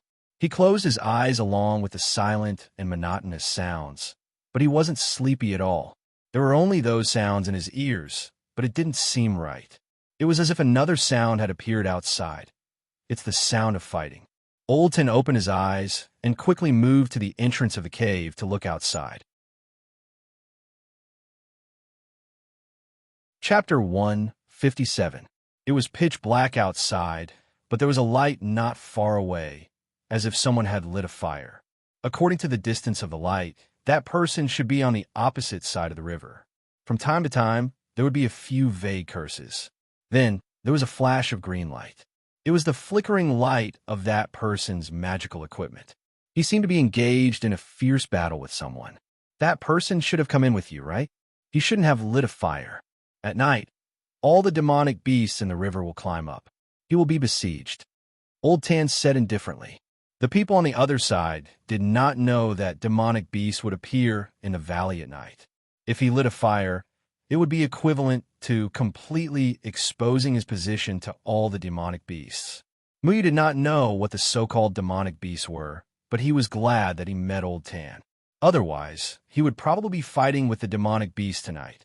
That person was at the nascent soul stage, so he could hold on. He was only at the Jindan period. So how could he hold on for so long? Can we help him? Although that person's attitude towards Muyu was very bad, if they could stay together in this damn place, they would have a higher chance of survival. Help? How? If he is smart, he will extinguish the fire. Otherwise, more and more demonic beasts will be attracted over. When that happens, he will definitely die. Old Tan shook his head and returned to his cave. At such a long distance, he could not fly, so he could not see the situation clearly. When the time came, no one would know who he was fighting. Muyu thought about it and agreed. Right now, he was truly watching the fire from the other side of the river. As long as the fire was still there, the man would not be able to escape danger. Fortunately, after a while, that person seemed to have realized this problem. The fire on the other side disappeared, leaving only the light of the magical equipment. After a while, the light of the magical equipment also disappeared. It was unknown if that person deliberately did not emit any light or if he was buried in the mouth of the demonic beasts. The surroundings returned to silence. Muyu sat back in his cave. The only thing he could do now was to rest well and make plans tomorrow. That night, Muyu did not sleep well. He tossed and turned for a long time before falling asleep. Then, he had an inexplicable dream. He dreamed that he would be trapped in this damned place for the rest of his life. In the end, he could not stand the loneliness and wanted to commit suicide. Then, he saw Feng Haochen come over to stop him. Before he could rejoice, the people from Sanchong Palace came over and took Feng Haochen away. Muyu reached out to save him, but his hand hit the cave wall and woke him up from the pain. He turned around and went back to sleep. When he woke up the next day, he couldn't remember the dream at all. At dawn, the surroundings were still covered in fog. Old Tan woke Muyu up and told him that it was almost noon. Muyu looked outside and thought that it was still early in the morning. They couldn't stretch their arms and legs in the cave, so they climbed down. On the riverbank, Muyu opened his eyes wide, trying to see the situation on the other side. Unfortunately, the visibility was too low, and his vision was severely restricted. Muyu went to the riverbank to wash his face. The river water was cold, waking him up a little. He wanted to try again, but Old Tan told him that it was futile. However, Muyu was unwilling to give up. He had run forward this time, so there was no need to talk about circling around and coming back. I've already tried many times. This maze is too powerful. There's nothing I can do about it. Old Tan said calmly. He was once unwilling, but after walking dozens of times, he was finally disheartened. By now, he was already used to it. He knew that if he wanted Muyu to accept this situation, he could only wait for him to walk a few more times and let him give up. After Muyu walked 2 more times, he started to feel frustrated. This couldn't go on. Old Tan had walked so many times that he was much more experienced than him, but he still didn't go out. It was even more impossible for him to go out like this. He sat down and cultivated the Dustfall Heart Sutra to calm himself down. Little Shuai wagged his tail and said, I remember this kind of array formation. If I'm not wrong, this array formation should be the mirror image array. I heard the white-bearded old man talk about it a long time ago. What is the mirror image array? Muyu hurriedly asked. Little Shuai tilted his head and thought for a long time before explaining. In layman's terms, the mirror image array is a straight path with a mirror at each end. If you walk along one path, you will directly walk into the mirror and then come out from the other mirror. This way, you will keep walking back and forth on this path. If you want to walk out, you have to find these 2 mirrors. A light flashed through Muyu's mind. He suddenly understood how to break this array formation. He deliberately walked around the riverbank again. What was different from before was that this time, he calculated the number of steps he took. He began to think about this matter. First, after he left the green poisonous fog, he walked about 100 steps before throwing away the vine. From the vines to here, he had walked about 2,645 steps. From here to the vines, it would be 1,350 steps. In other words, it would take him about 4,000 steps to walk around the maze. Any array formation would definitely have a boundary. As long as he found this boundary, it would be very easy to find a way out. This boundary was the two mirrors of the mirror image array that little Shuai had mentioned. But how could he determine the location of this boundary? Muyu took a step and stopped to observe the changes in his surroundings. If it was a boundary, then there would definitely be some flaws on the left and right sides of the boundary. For example, there would be a fault in the soil and stone on the ground. Muyu spent a day searching the ground for 4,000 steps, hoping to find something amiss. The result left him somewhat disappointed. From the looks of it, the person who set up the array formation might have noticed this problem and erased it. Right, I need to find a landmark. Muyu slapped his thigh as he suddenly thought of an idea. This section of the road was a straight line. It was about 1 meter and 3 steps, which was more than 1,000 meters. If there was a distinguishable landmark in the center of this section of the road, then as long as he faced the landmark and walked backwards, when he could no longer see the landmark, it meant that he had crossed the boundary and returned to the starting point. At this time, the landmark should be behind him, so he could determine the boundary. He hurriedly told little Shuai his idea, but little Shuai blinked innocently and asked, "Then what should we find as a landmark? The fog here is so thick that people and animals can't be distinguished from 2 meters away.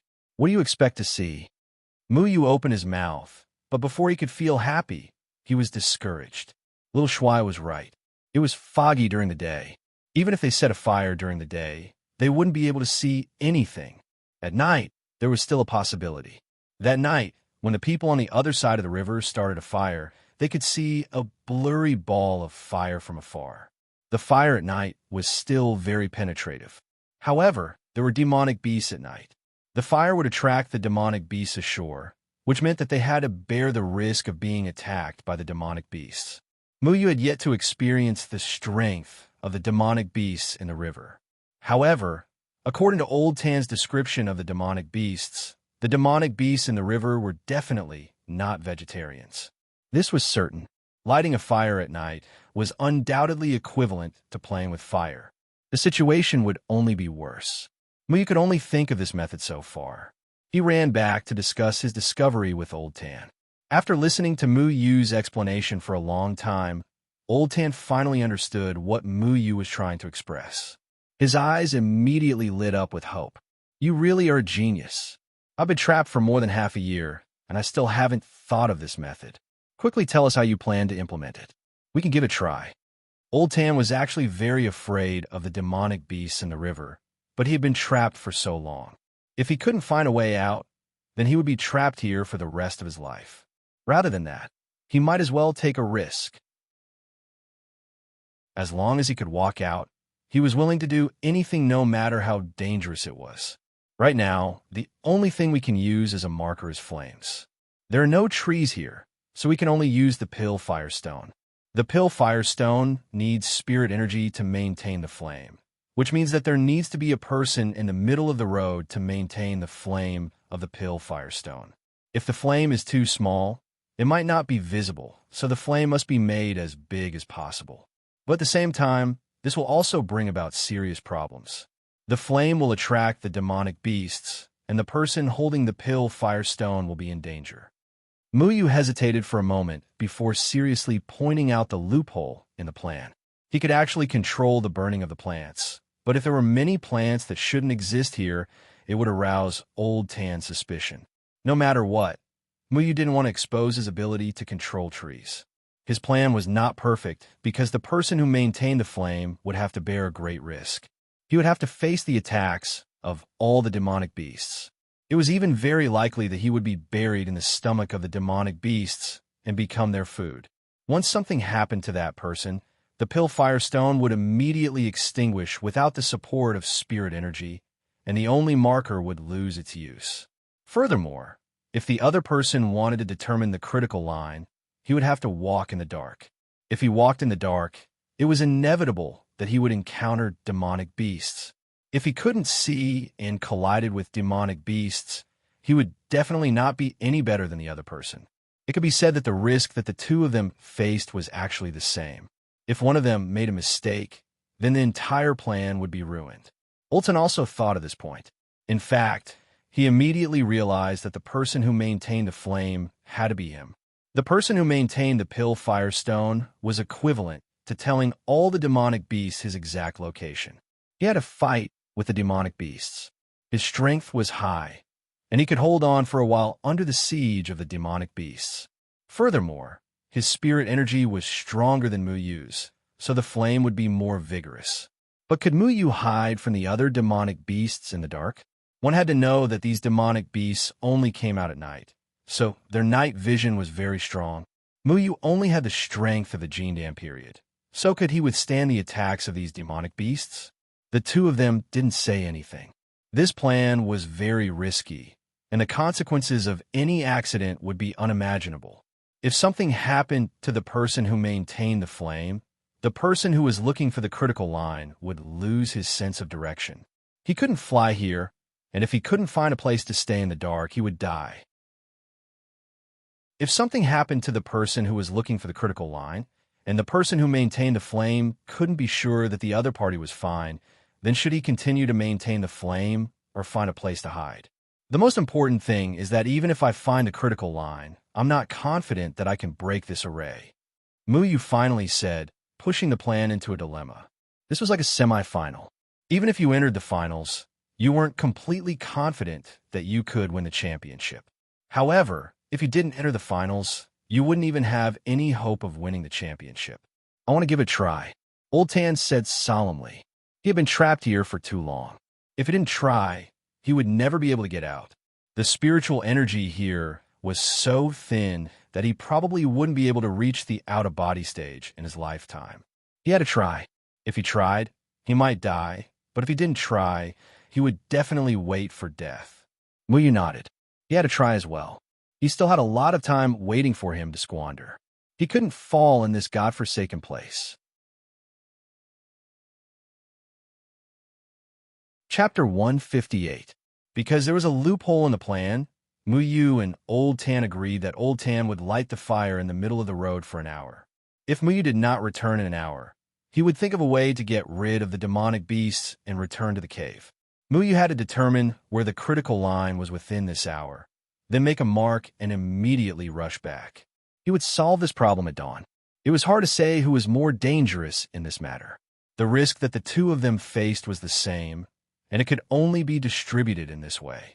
Because Muyu could not last too long in the hands of the demonic beasts, he could not be the one to maintain the flame. Be careful. Old Tan looked at the sky, slowly darkening. Both of them felt a little heavy. Old Tan, I want to know why you came here to find Deadwood Evergreen. Muyu broke the silence, wanting to find a topic to ease the serious atmosphere. Old Tan clenched his fists. After a long time, he slowly exhaled and said, to obtain the heavenly demon fruit and let Senior Deadwood Evergreen help me take revenge. Revenge? Muyu looked at Old Tan's slightly trembling body. He did not understand what kind of hatred would make him take the risk and walk into this valley. The hatred of killing my father, the hatred of stealing my wife. Old Tan's words were simple, but these words were as heavy as a mountain, causing Muyu's heart to tremble. Before you came in, you should have known that Deadwood Valley would be very dangerous, right? Muyu asked. He had barged in without knowing it. After all, he had just arrived at the third continent not long ago. He was not very clear about many things in the cultivation world. How could Muyu have thought that the Deadwood Valley that everyone feared would be so dangerous? Old Tan's face revealed an unconcealable loneliness. He said, forget it. This matter has nothing to do with you. Right now, I only want to leave this place and find another way. Muyu really wanted to say something nice, such as comforting Old Tan. If he needed his help, he would definitely generously help. However, on second thought, if Old Tan, a nascent soul stage cultivator, could not solve the problem, what ability did he have to help him? The curtain of night finally fell, and the tranquil river during the day began to emit bursts of splashing sounds. Many demon beasts began to become restless, and even some muffled, low roars could be heard. It was especially frightening in the night. Remember, don't get entangled with the demonic beasts for too long. That will attract even more demonic beasts. Old Tan said. Muyu nodded, and then the two of them jumped down the stone wall. Old Tan used the pill flame stone to start a fire in the area designated by Muyu, while Muyu quickly ran forward. As he ran, he paid attention to the flames behind him. The flames had a strong penetrative power. Even though they were blurry in the fog, he could still see them clearly. He advanced with his back facing the flames and his body facing the darkness. As long as he could see the flames in front of him, it meant that he had reached the border. This way, the mission would be considered half completed. Muyu could hear the sparse sounds of crawling and the splashing of the demonic beasts from the water. He could vaguely feel that many demonic beasts were quickly moving towards Old Tan's flames. He had to speed up. Hiss! There seemed to be a feeling of something being torn apart in front of him, causing his ears to ache. The sound was extremely ear-piercing, followed by the sound of teeth grinding and terrifying chewing. Muyu carefully circled around the source of the sound.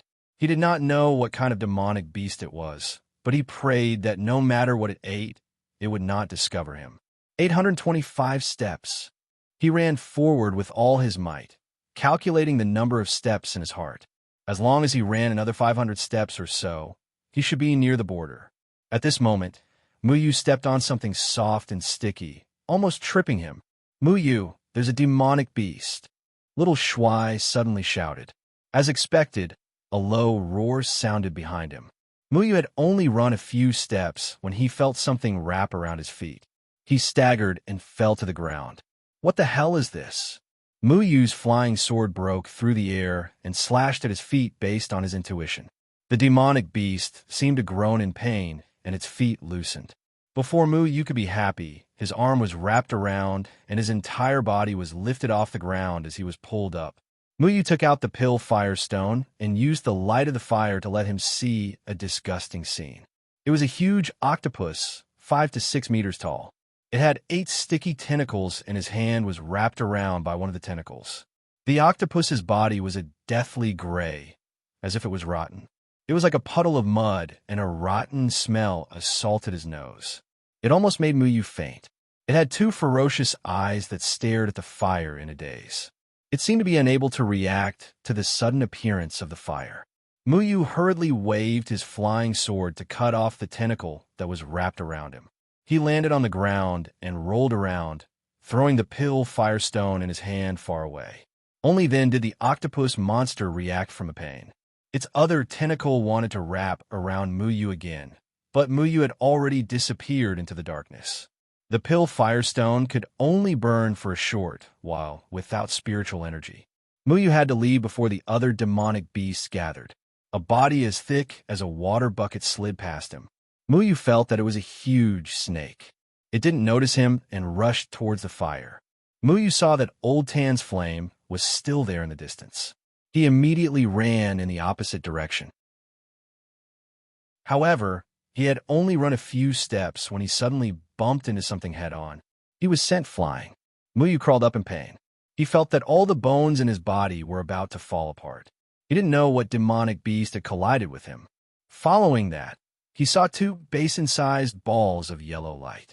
At first, he thought that they were 2 small lanterns, but the lanterns suddenly extinguished and lit up again. Following that, he realized that they weren't lanterns, but the eyes of a demonic beast. The extinguishing of the yellow light meant that it had blinked its eyes. Holy shit, what demonic beast is this? Big-eyed monster? If its eyes were already so big, how small could its body be? Muyu's heart turned cold. This was really a pain in the ass. The 2 eyes flashed with light. Its eyes could actually emit 2 beams of light. The 2 beams of light swept around the surroundings, as if looking for something to hit it. Muyu hurriedly stood up to avoid the 2 beams of light. He didn't understand why the 2 beams of light were so bright, but why didn't any demonic beast come looking for trouble with it? Muyu carefully moved. The pill firestone he had thrown out earlier had already been extinguished. Old Tan's light flickered.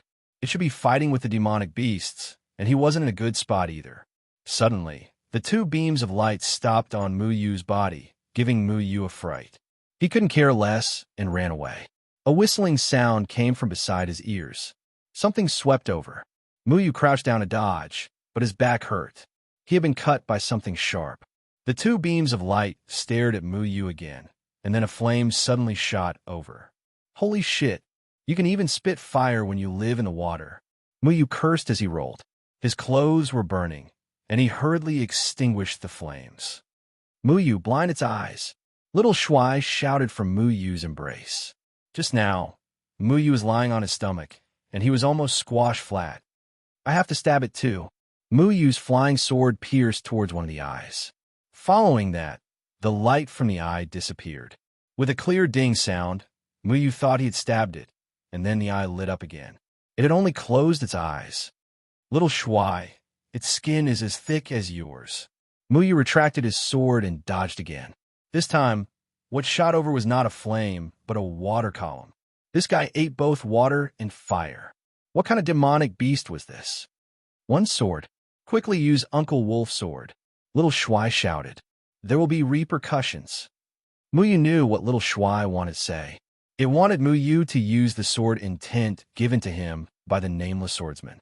The Nameless Swordsman had warned him that with his cultivation, his arm would be fractured if he used it. I'll treat your fractured arm, Little Shuai said. Muyu had forgotten about Little Shuai, this medical beast. After his chest was injured again, he could not care so much anymore. If it was fractured, then so be it.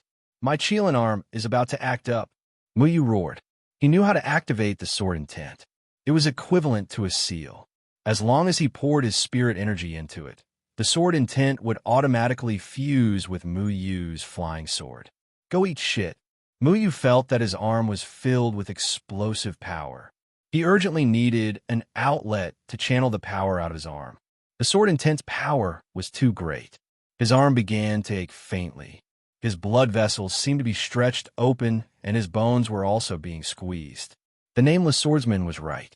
With his current cultivation, he was unable to withstand this sword intent. Muyu clenched his teeth. At this moment, he could not care so much. The sword intent's power multiplied the power of the shadow clone in his hand. The sword intent was constantly rising. He knew that if he continued to accumulate power, his entire arm would explode. Thus, his left hand tightly struck the end of the shadow clone sword's hilt.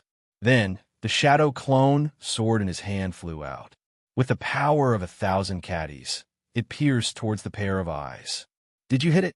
Little Shuai asked softly. It seems to be crooked. Muyu discovered that the two beams of light were still there. This time, the demonic beast did not even close its eyes. You can even stab it crooked. If you can do it, then do it. I can't control that power. The two beams of light stopped moving. Then, they began to flicker as if they were blinking. In the end, they began to sway left and right.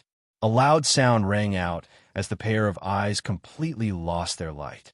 The surroundings returned to darkness. It's dead?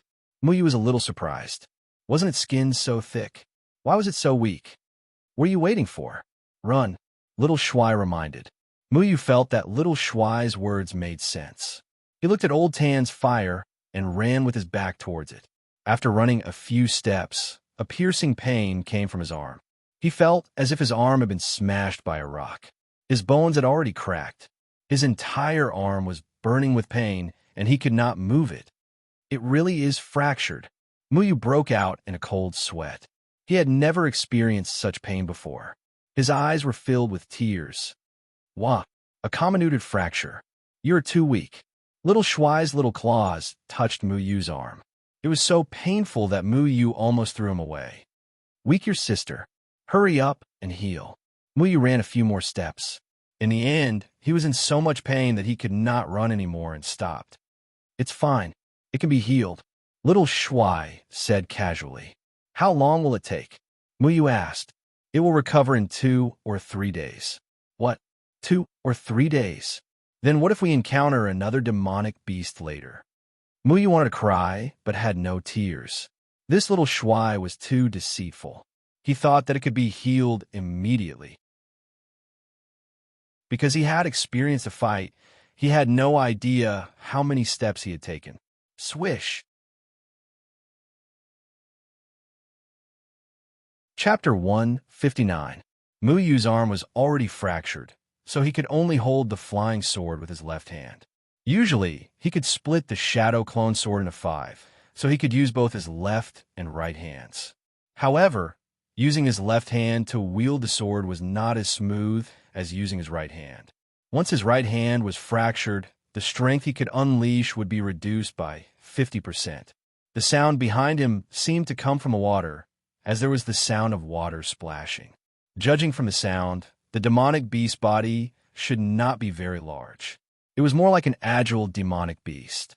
When the tentacle-like thing wrapped around Muyu, Muyu wailed in his heart. It was over. It was the octopus monster again. However, something was wrong. The moment the tentacle wrapped around Muyu, Muyu felt a familiar feeling. This feeling was so joyful and real.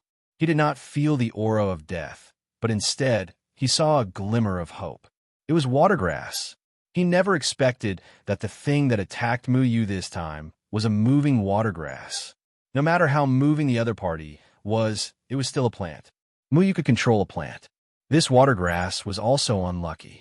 It only came to join in the fun, but who knew that it would kick an iron plate? The moment the watergrass came into contact with Muyu, he knew that it had met its nemesis. It did not even have a chance to resist before it was taken down by Muyu. "We're saved," little Shuai said happily. Muyu was also sweating profusely. There was a glimmer of hope at the end of the tunnel. He immediately pulled the watergrass out of the water by the roots. He estimated that the watergrass had a round body and was about 2 fingers thick. It was covered in barbs and was about 10 meters long. It could be considered a powerful killing weapon. If there were any blind demonic beast that came to cause trouble later, he would directly merge with the watergrass. There shouldn't be any accidents.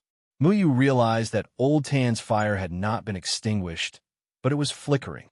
Furthermore, he could hear Old Tan's angry roar. Old Tan was definitely fighting a bloody battle with a large group of demonic beasts. He knew that he could not afford to delay any longer, so he hurriedly ran forward. His body was wrapped in watergrass as he looked into the darkness ahead, on guard at any time. At this moment, Muyu's eyes lit up. He saw a light in front of him. Delighted, Zhang Xian immediately stopped. Old Tan's flame had indeed run from behind Muyu to in front of Muyu. In other words, Muyu had just crossed the boundary of the maze. Muyu took a step back, but the flame was still in front of him. He took another step back, and the flame disappeared. This is the place. Muyu squatted down. He could not see anything in the darkness, nor could he see the ground. Muyu took out Xiao Shuai's leftover bones and made a cross on this side. Then, he moved a few pieces of cobblestones to make a mark. Finally, he groped for the wall and carved a mark on the wall. With everything marked, Muyu stood up. Just as he was about to run towards Old Tan and return to the cave with him to wait for dawn, a loud roar came from Old Tan. "Muyu, if you break the maze, you must bring my corpse out. I don't want to stay here even after I die." Following that, the flame flickered a few times before extinguishing. The surroundings returned to darkness, and only the roars of the demonic beasts could be heard. Muyu's heart sank. Old Tan was surrounded by many demonic beasts and could no longer hold on. At this moment, he was probably doomed. Muyu wanted to run over to save him, but it was dark. Even if he went, it would be useless. He had no idea where Old Tan was. He felt a wave of sorrow. Something had happened to Old Tan, and he felt terrible. Old Tan had been trapped here for more than half a year. If he were to die here in such a manner, then the heavens would be too unfair to him. Muyu did not dare move. If he continued walking, he would definitely encounter more demonic beasts. He had to find a suitable place to rest and wait for dawn to decide. Muyu controlled the watergrass and made it stick firmly to the wall. Then, Muyu made the watergrass make a hammock, and he laid on it. He pricked up his ears and listened to his surroundings vigilantly. From time to time, there would be strange rustling sounds from the riverbank below, as if some demonic beasts were crawling rapidly, or as if some demonic beasts were rolling around and playing. These demonic beasts shouldn't be climbing up, right? Muyu silently prayed that nothing would happen to Old Tan. He also prayed that the demonic beasts would quickly return to the river to sleep. Why would they come out so late at night to join the fun? That night, Muyu definitely wouldn't be able to sleep. He lay on the water grass and felt a little apologetic. From time to time, He would listen to see if Old Tan's cries for help could be heard from afar. He really wanted to hear Old Tan's cries for help, but at the same time, he was afraid of hearing them. This was because even if Old Tan was crying for help, Muyu had no way to save him. It would only add to his worries. "I've fixed your fracture. It should be fine by tomorrow morning." Little Shuai wagged its large tail. Its high efficiency made Muyu heave a sigh of relief. This was the only thing that made Muyu feel fortunate. At the very least, if there were any more demonic beasts attacking, he would be able to barely deal with one or two of them. The valley at night was extraordinarily lively. These demonic beasts didn't dare to come out of the water during the day, but at night, it was as if they were having a gathering. They were tearing and roaring at each other, making all sorts of sounds. Finally, dawn arrived. Muyu saw splashing sounds coming from many places. The sound of flowing water began to echo. It was likely that the demonic beasts had crawled back to their underwater lairs. Muyu waited until there were no more sounds of demonic beasts below before carefully jumping down. He didn't put the water grass back into the river.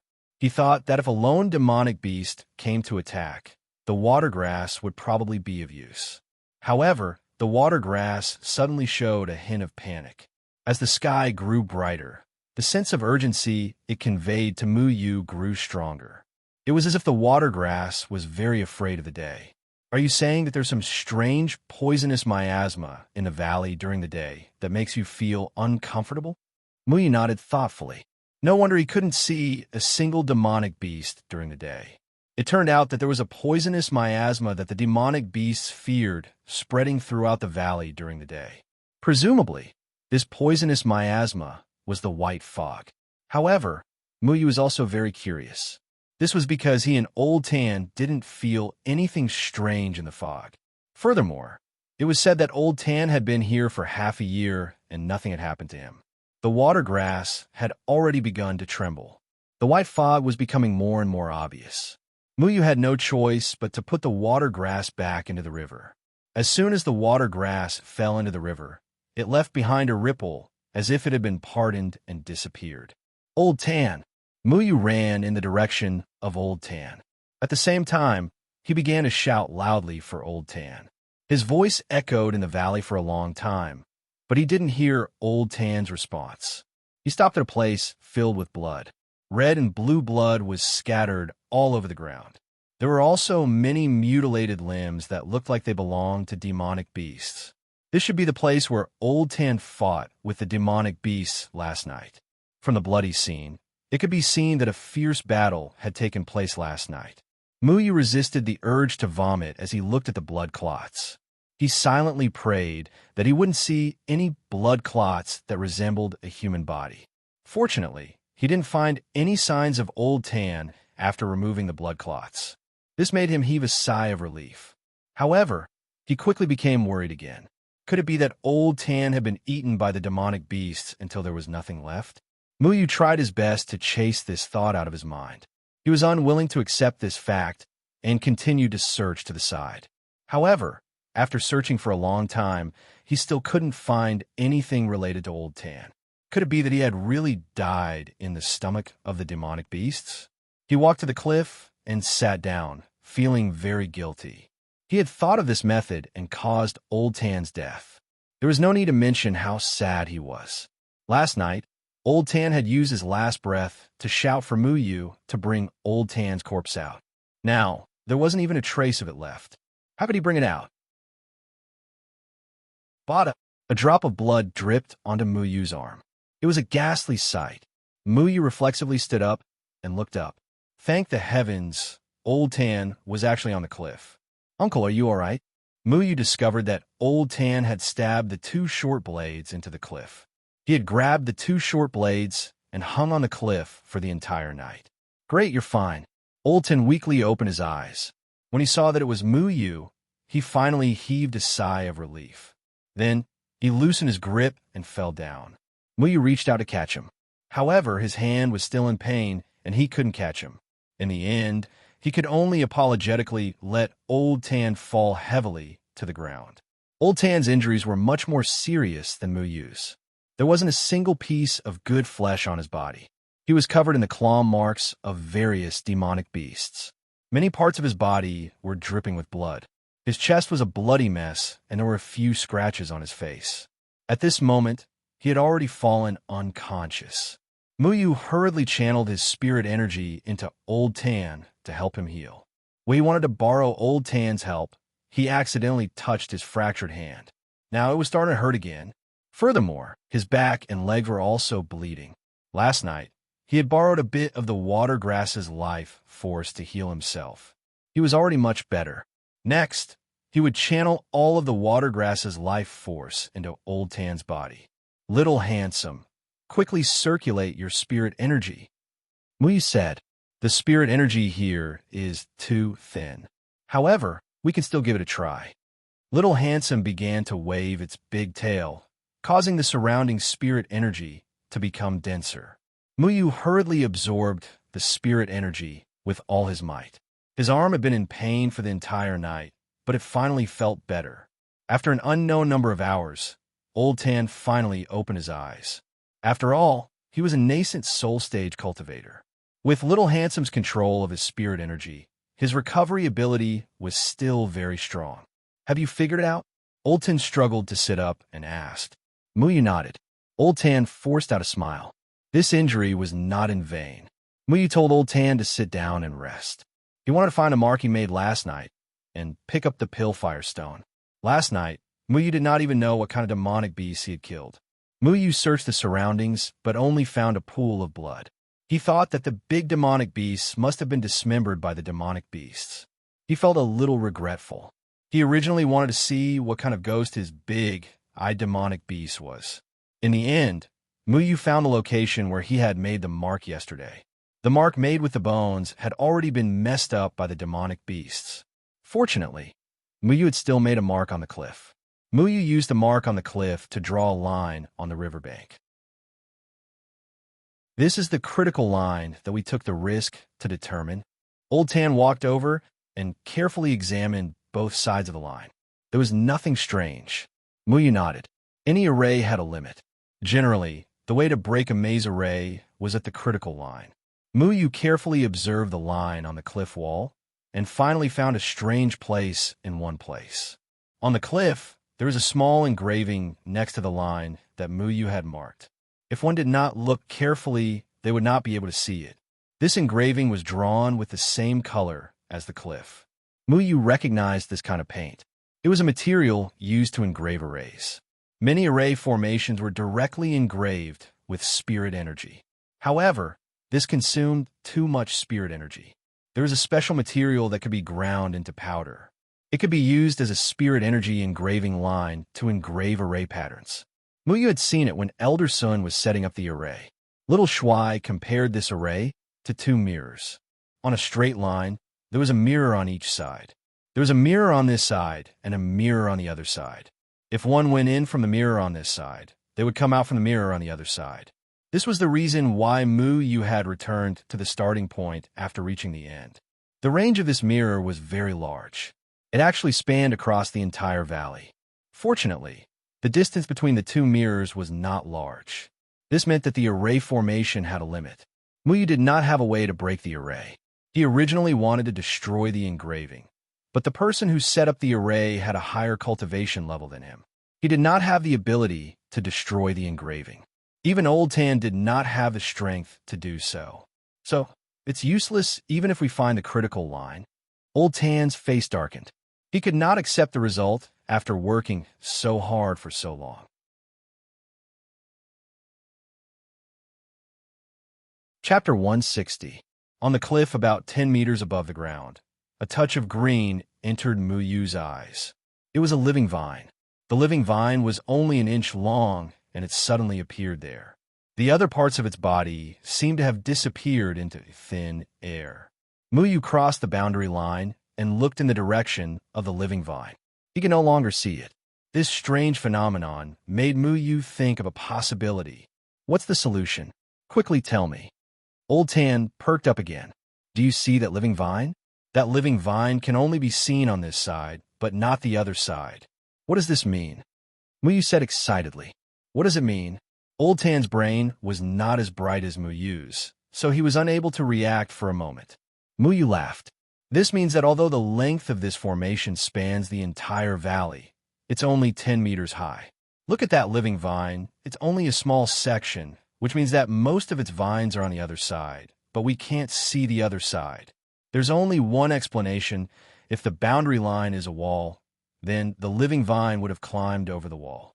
We can't see the living vine from the other side of the boundary line because the living vine is not on the other side of the boundary line. I'm confused by you. Didn't you say that it climbed over the wall? Why are you saying that it's not on the other side?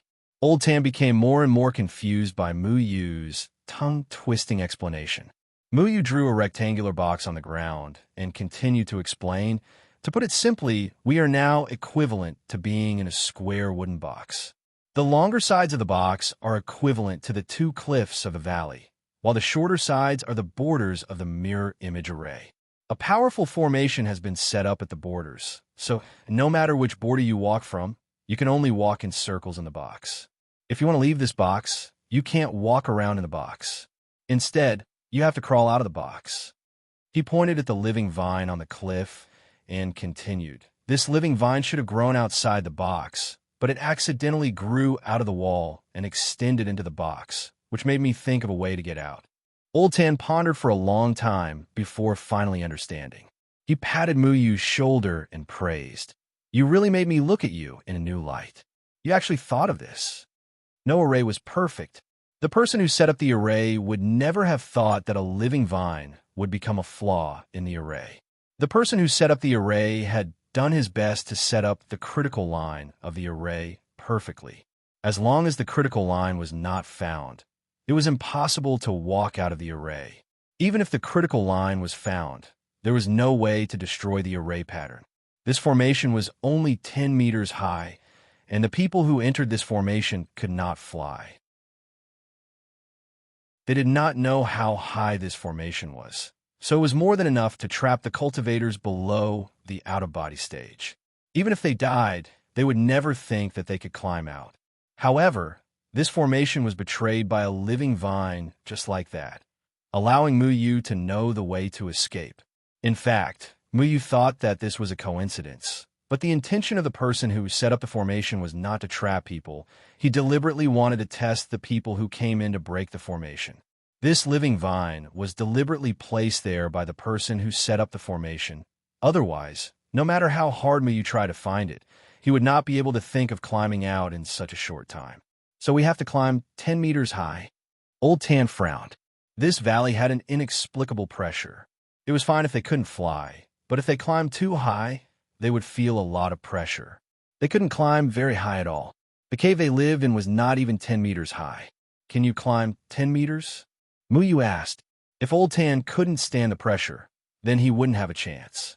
Old Tan had said before that if he couldn't climb 10 meters, then he would only be able to stare at the treasures that were right in front of him. I can barely do it. I'm just worried that you won't be able to. Old Tan told the truth. After all, he was at the nascent soul stage. Whether it was his physical fitness or cultivation, he was higher than Muyu. It wouldn't be a problem for Old Tan to climb out, but it would be a bit difficult for Muyu. This method was thought of by Muyu, and Old Tan couldn't bear to leave Muyu alone. This was a huge challenge for Muyu. Even Old Tan could barely climb up, so Muyu's chances were very slim.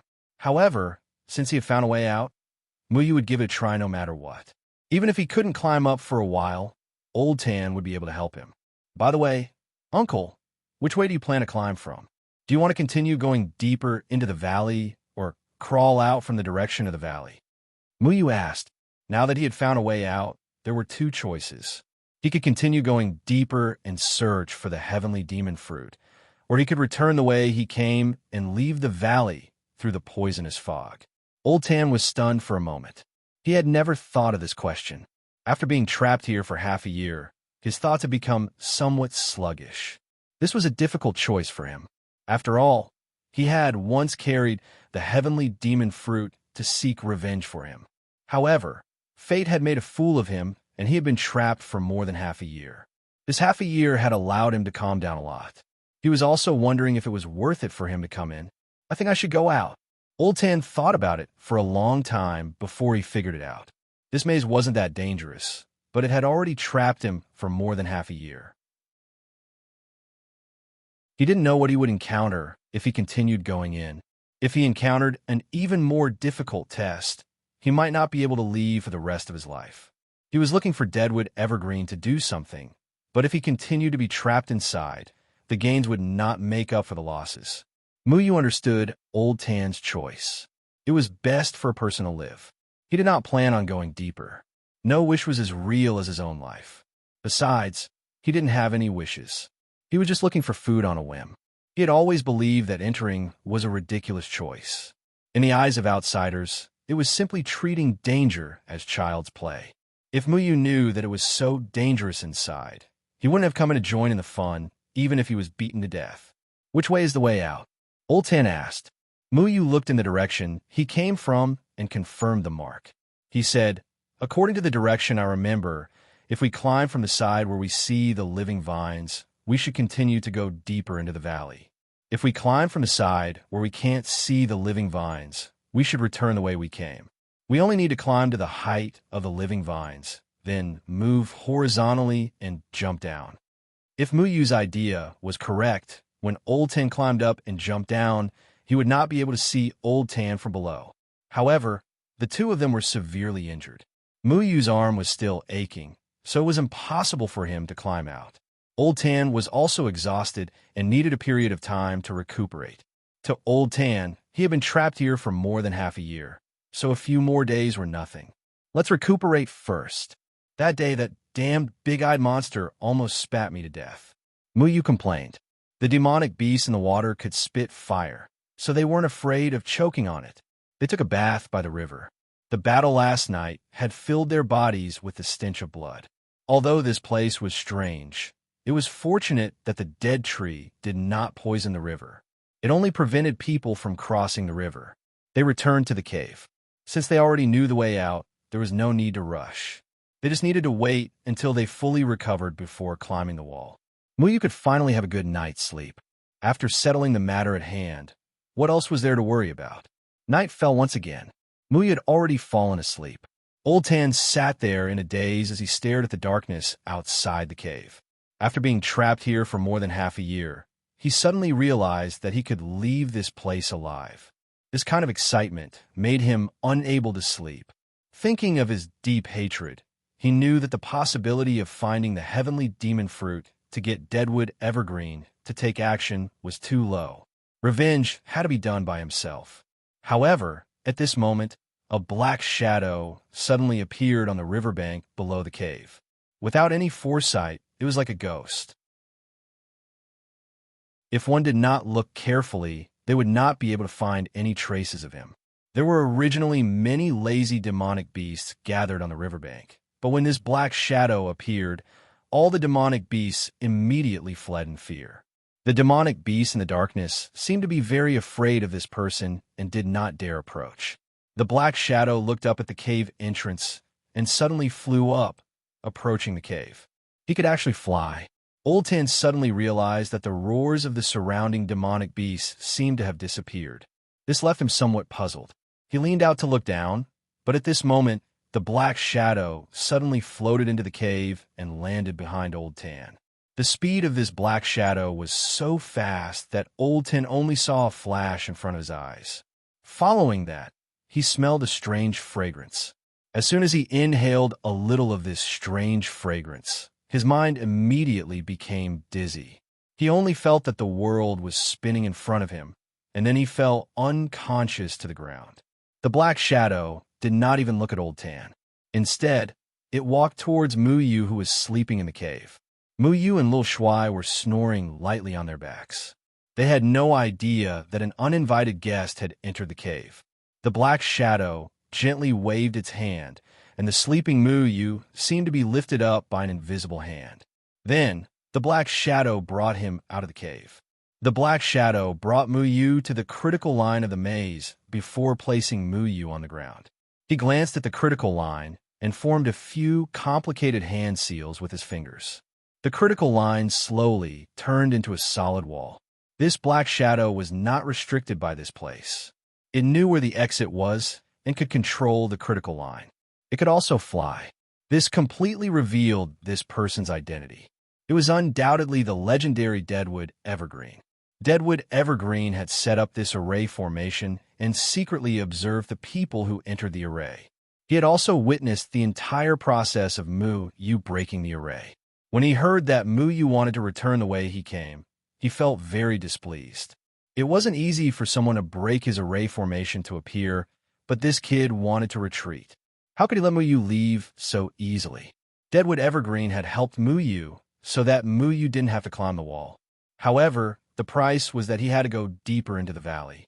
Furthermore, the way in was blocked by Deadwood Evergreen. This way, Mu Yu had no choice but to obediently walk deeper. Deadwood Evergreen glanced at Mu Yu. In the darkness, his figure appeared particularly sinister. He couldn't see his appearance clearly. Then, a strange sneer came from the darkness. Then, the black shadow began to sway on the spot and gradually merged with the surrounding darkness. In an instant, it disappeared without a trace. Our Mu Yu didn't know any of this. He slept soundly and even turned over, scratched his thigh, ground his teeth, and muttered a few words. Little Shuai also slept like a dead pig. From time to time, it smacked its lips as if it was dreaming of a delicious drumstick. It curled up on Mu Yu's shoulder. Deadwood Evergreen also brought Little Shuai over.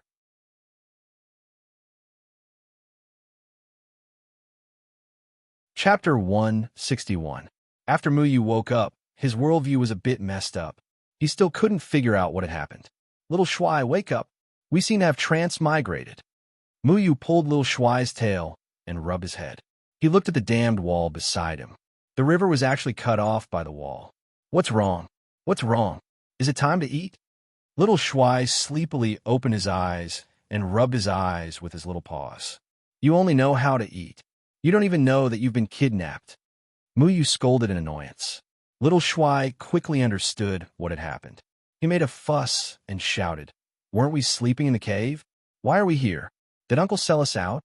Mu Yu initially thought that Old Tan had abandoned them and ran away, but there was no need for Old Tan to do that.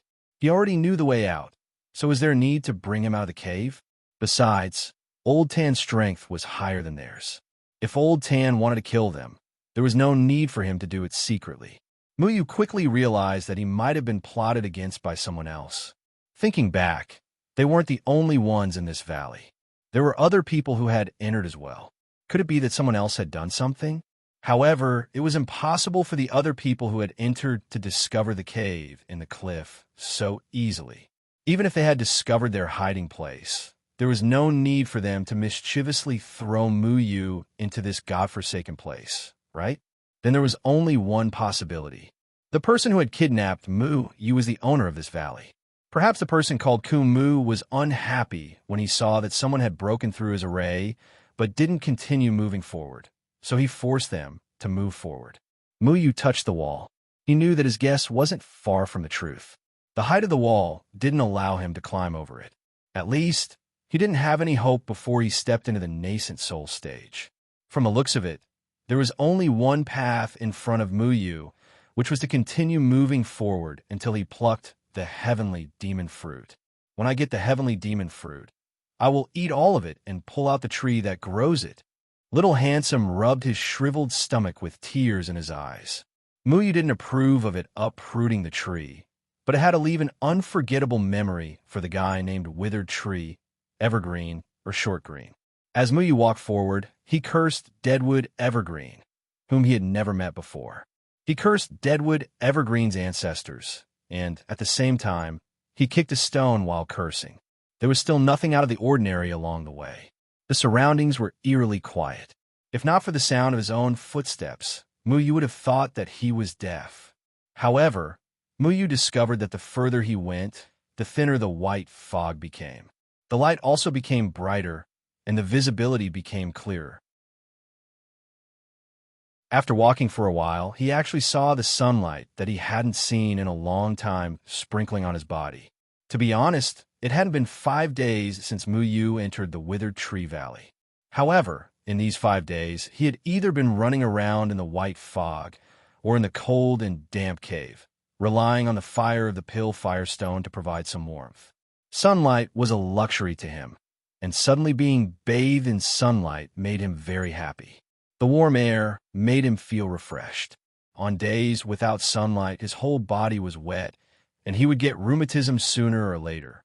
He lay down comfortably under the sun for a while, drying off the moisture on his body, and then continued moving forward. After walking for a few steps, he suddenly saw a red pillar in front of him.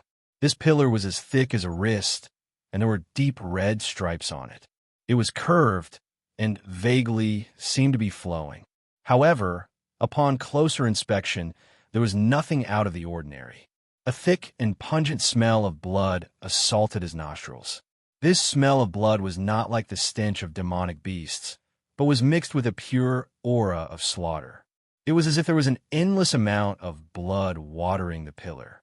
2 dried corpses fell below the pillar. Each of them had a hand tightly gripping the blood pillar. Even in death, they were unwilling to let go.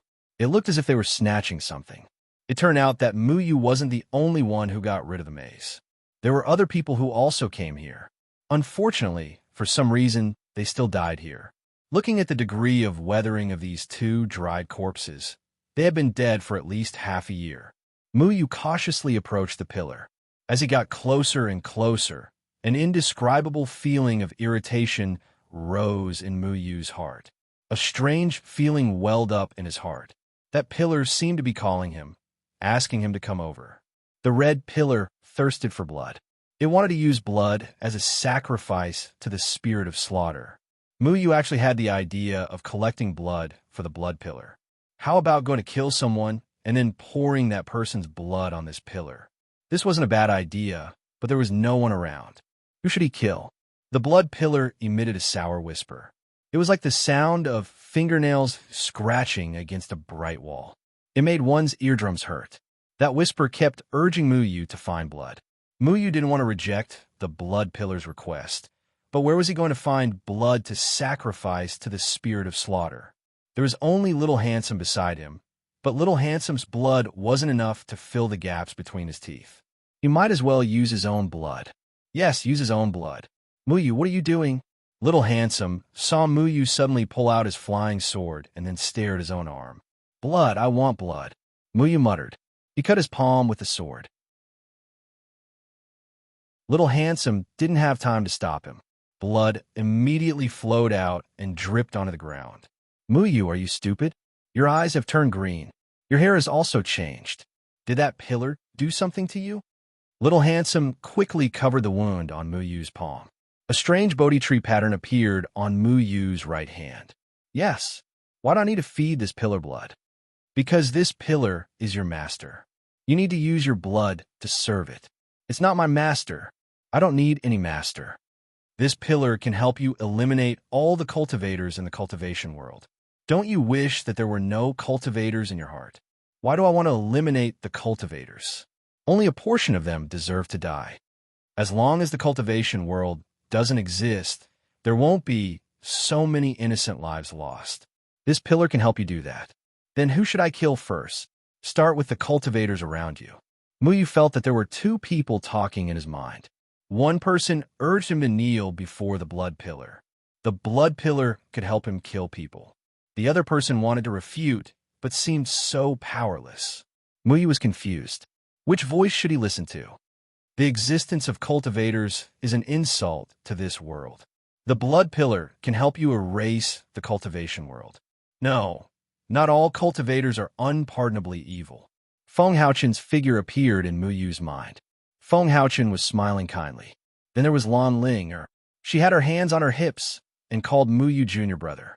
Muyu wanted her to change the way she addressed him. Then there was Tian Ran. Tian Ran looked at Muyu innocently. Chengyan and Xiang were also on the side. Their expressions were very strange because Shu was behind them, making them feel unnatural. They happily held a jar of wine and wanted to toast to him. I won't kill these people. Muyu's eyes suddenly became clear. His hair was no longer green, and the tattoo on his hand disappeared. You'll regret it. The voice slowly fell silent until it disappeared. It was an illusion. Muyu took a few steps back in fear. The pillar was still as red as blood. Nothing moved, and no whispers came from it. The two dried corpses below, it didn't change at all. Muyu's mind was unknowingly controlled by the blood pillar. If he hadn't broken free of the illusion in time, he really didn't know what would have happened. There was actually such a strange thing in the world. It was really scary. Muyu sat down cross-legged and closed his eyes. He cultivated the dust fall mantra. He wanted to make his mind calm and not be disturbed by the blood pillar again. About 2 hours later, Muyu opened his eyes. The blood pillar was still standing in front of him, but it wasn't as strange as before. Its color was dark red, and it looked especially bloody under the sunlight. Damn, if I wasn't smart, I would have fallen for it. Muyu had used the flying sword to cut his palm to let it bleed. It was funny when he thought about it. Fortunately, the wound on his palm had already healed. With Little Handsome's help, it wasn't difficult to heal it. I'm not affected. Why are you so useless? Little Handsome scratched his head and muttered. That's because only handsome people will be affected. Muyu rolled his eyes. He walked over and kicked the damn blood pillar. The blood pillar didn't fall down and seemed to be buried deep underground. He didn't plan to touch the blood pillar directly. It wouldn't be fun if he was sucked dry. What? Only handsome people will be affected? Then I must be affected too. I was wondering why my body was so itchy. Little Handsome scratched his butt and wagged his big tail. You're not human, but I'm handsome too. Muyu ignored Little Handsome and began to check the dried corpses on the ground. The two dried corpses under the blood pillar probably hadn't woken up from the illusion. Their palms were holding the blood pillar, and their blood was sucked dry by the blood pillar. This pillar must have been placed here by Deadwood Evergreen to test a person's mind. A person with a weak mind would be immersed in endless slaughter until their blood ran dry. Fortunately, Muyu had a good mind and quickly got rid of the illusion. Muyu thought about how he wanted to use his blood to feed the blood pillar. Now that he thought about it, he felt stupid. He actually wanted to destroy the cultivation world. What a fantasy. Only Yaman would have this idea. Yaman. Muyu suddenly stopped. Only Yaman would want to destroy the cultivation world. He wasn't Yaman, so why would he have this idea? Was this an illusion? He thought about his mutation. The hidden power in his heart made him lose himself. This feeling made Muyu panic.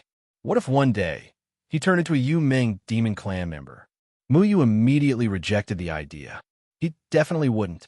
He definitely wouldn't turn into that kind of thing. He was a human, a real human. Feng Haochen once told him that it wasn't important what he was. What was important was what he wanted to be. Muyu had a choice. He could choose to be a human. What's wrong? Little Handsome cautiously shrunk into Muyu's clothes. He thought they encountered something again.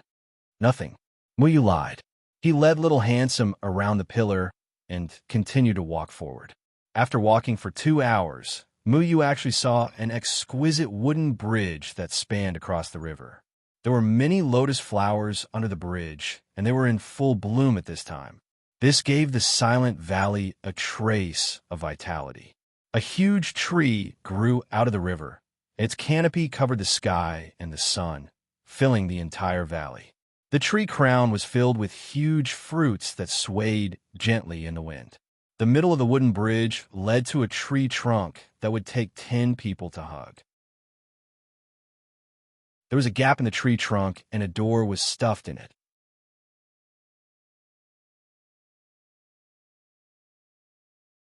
Chapter 162. Muyu had never seen such a big fruit growing on a tree. It wasn't just him. Anyone who saw a watermelon-sized fruit growing on a tree would find it very magical. The tree's branches were crisscrossed, and the leaves were lush. Each leaf was the size of a palm. The leaves were green, but there was a white vertical line in the center of the leaf. From a distance, it looked mottled and complicated, but it had a different flavor. The white fruit rippled in the wind. It looked very light, which was disproportionate to its huge size. There was a faint fragrance in the air, which made people feel refreshed. Under the huge tree was a stone tablet with 3 words written on it, Celestial Demon Tree. It seemed that these huge white fruits were undoubtedly the celestial demon fruits. So many celestial demon fruits. Little Handsome, I'll treat you. Muyu loved to see trees the most. It was an innate feeling of intimacy. Wherever there were trees, it was his world. The celestial demon tree was a plant, so it was unavoidable for him to control it. Muyu walked onto the wooden bridge and walked toward the trunk. There was a door on the trunk. The color of the door was similar to the trunk, but it was protruding. The trunk of the celestial demon tree was so thick, so there must be a huge room behind the door. Muyu couldn't wait to go in and take a look. "I'm starving. I'll pick one for you to try." Little Handsome happily looked at the celestial demon fruit hanging above his head. He jumped from Muyu's shoulder and swung his tail. His two little claws grabbed the celestial demon fruit. While his two little legs were still swinging in the air, Little Handsome opened his mouth and bit down. Muyu was about to laugh at Little Handsome's ugly eating manners when a crack appeared in the middle of the celestial demon fruit. The crack suddenly widened, revealing 2 rows of sharp teeth. It bit down on half of Little Handsome's body. Little Handsome's tail was shaking and his hind legs were flailing. He didn't know what was happening to him. F***CK, Little Handsome, are you eating the celestial demon fruit? Or is it eating you? Muyu hadn't expected the heavenly demon fruit to be alive, and it had a big, bloody mouth. It looked like it was a self-defense mechanism. It was designed to bite people who wanted the heavenly demon fruit. With the speed and strength of the heavenly demon fruit, Muyu estimated that even a rock would be crushed by it. Fortunately, Little Handsome had thick skin and flesh. It looked like he was just bitten and didn't suffer any real damage. Don't worry. I'll save you. I already said that you'll choke if you eat too much." Muyu held back his laughter and grabbed the tree trunk in front of him. As long as he touched the tree trunk, the tree should be obediently controlled by him. However, another heavenly demon fruit suddenly bit at Muyu's arm. Muyu instinctively dodged. Then, Muyu remembered what he was hiding from. He could have just let it bite him. It didn't matter if he was bitten. Just as he was thinking about letting the heavenly demon fruit bite him again, a branch violently swung at him. Muyu was caught off guard and was sent flying. Muyu was a little dazed. He hadn't been able to control the heavenly demon tree in time. Little Handsome's body had been completely swallowed. Only his tail was left outside. "Let it go." Muyu crawled up pathetically. This was the first time he was at a disadvantage in front of a tree. He was instantly unhappy and pounced at the branch again. However, one of the tree branches suddenly twitched in the air, and a few sharp leaves shot out from the branch towards Muyu. F***CK, it knows how to use darts. Muyu felt that the tree must be psychic. He hesitated whether to dodge or not. In the end, he chose to take it head-on. He didn't believe that the leaves could defy the heavens. The leaves were indeed defying the heavens. Oh! Muyu let out a blood-curdling scream. One of the leaves had actually pierced half of Muyu's arm. The blood on his arm rushed to the leaf. In the blink of an eye, the white stripes in the center of the leaf suddenly turned blood red. F***CK, it can suck blood. Muyu pulled the leaf out. His spiritual powers surged and directly sealed the wound. The good news was that he could control these leaves. A few more leaves shot at him. Muyu quickly dodged. The premise for him to control the tree was to touch the body of the tree. However, when he wanted to get close, the heavenly demon tree seemed to use the leaves to stop him. He didn't want to be hit by a few darts. After the few leaves missed, they automatically flew back to the branch. F***CK, what kind of thing has a recycling function? It's so energy-saving and environmentally friendly? Muyu was thinking about how to get close to the heavenly demon tree. Suddenly, more branches like the tentacles of an octopus came over. The dense leaves overwhelmingly shot at Muyu. Muyu screamed and ran away. A few leaves scratched Muyu's skin and fell to the ground. The leaves that didn't touch Muyu flew back and waited for the next round of attack. So smart, Muyu suddenly saw more branches begin to swing. It seemed that they were ready to attack. He suddenly thought that if the tree shamelessly took off all the leaves on its body and let all the leaves shoot at him, could he still run? He thought of that terrible scene and got goosebumps. He didn't want to be pierced by the heavenly demon tree like a hedgehog. It was the first time Muyu encountered such a sullen thing. He could obviously control the tree, but because he couldn't touch the body of the tree, he was used as a moving rake by the heavenly demon tree. No, I have to touch the trunk. Muyu was thinking about how to get close, but another row of tree darts flew over. Muyu ran away. At the same time, he threw out the flying sword and stabbed it at the trunk.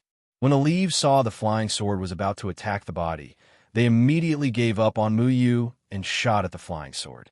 The flying sword was suddenly knocked to the ground. It also has a sense of protection. To what extent has the heavenly demon tree evolved? It has its own ability to move, but it also has a simple mind. Muyu, are you going to save me or not? Muyu saw Xiao Shuai open the mouth of the fruit by himself. He poked his head out and shouted with difficulty.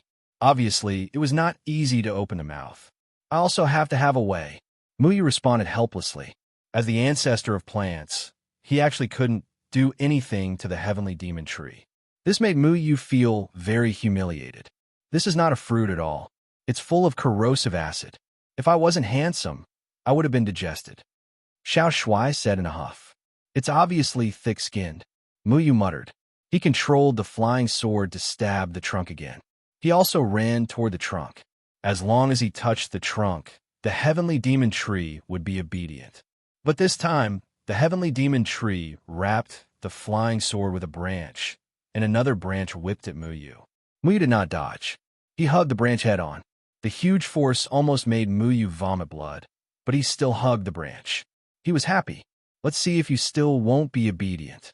The heavenly demon tree is really not obedient. Muyu's hand had already hugged the branch, but when Muyu wanted to send his spiritual power in, he encountered a resistance.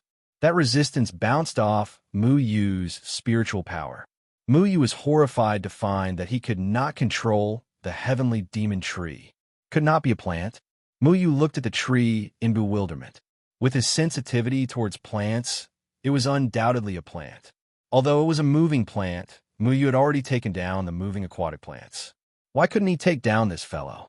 Muyu had already come into contact with a heavenly demon tree, but he had failed to merge with it. What was going on? Muyu immediately thought of Deadwood Evergreen, the owner of this valley. Could it be that he was secretly controlling the tree?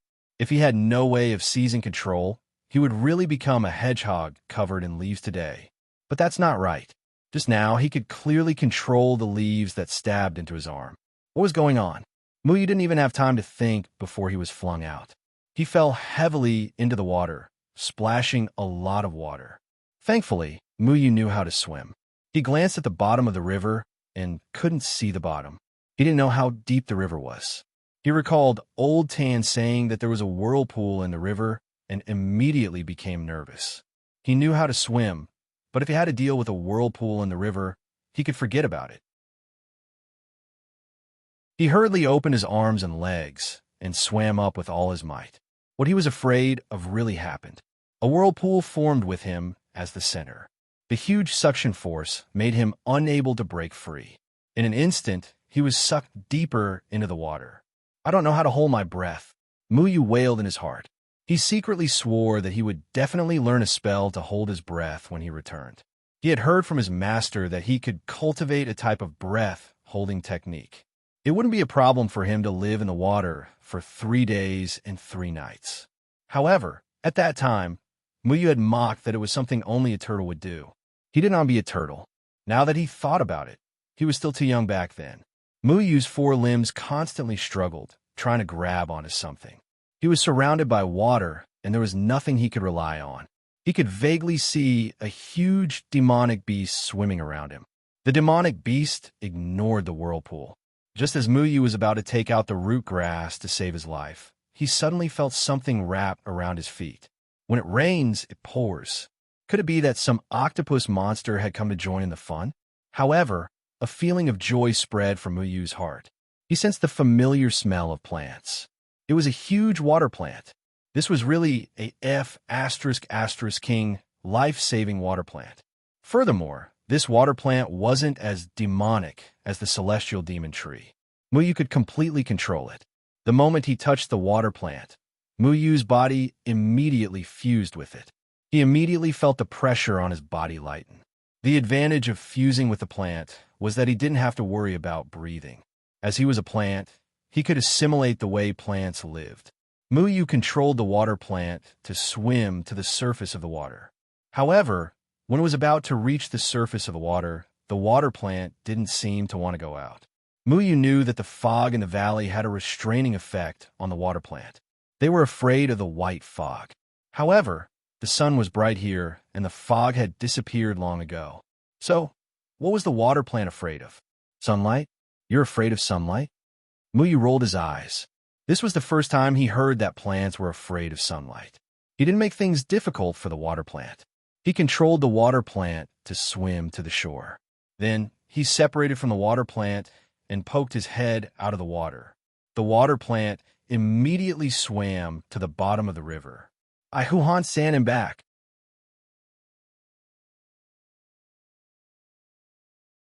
Chapter 163. Huhan San, when did you change your name? No matter what your name is, come and save me. Xiao Shuai's voice sounded again, shouting between the teeth of the celestial demon fruit. Muyu decided to ignore this thick-skinned guy. This guy would not be digested by the celestial demon tree.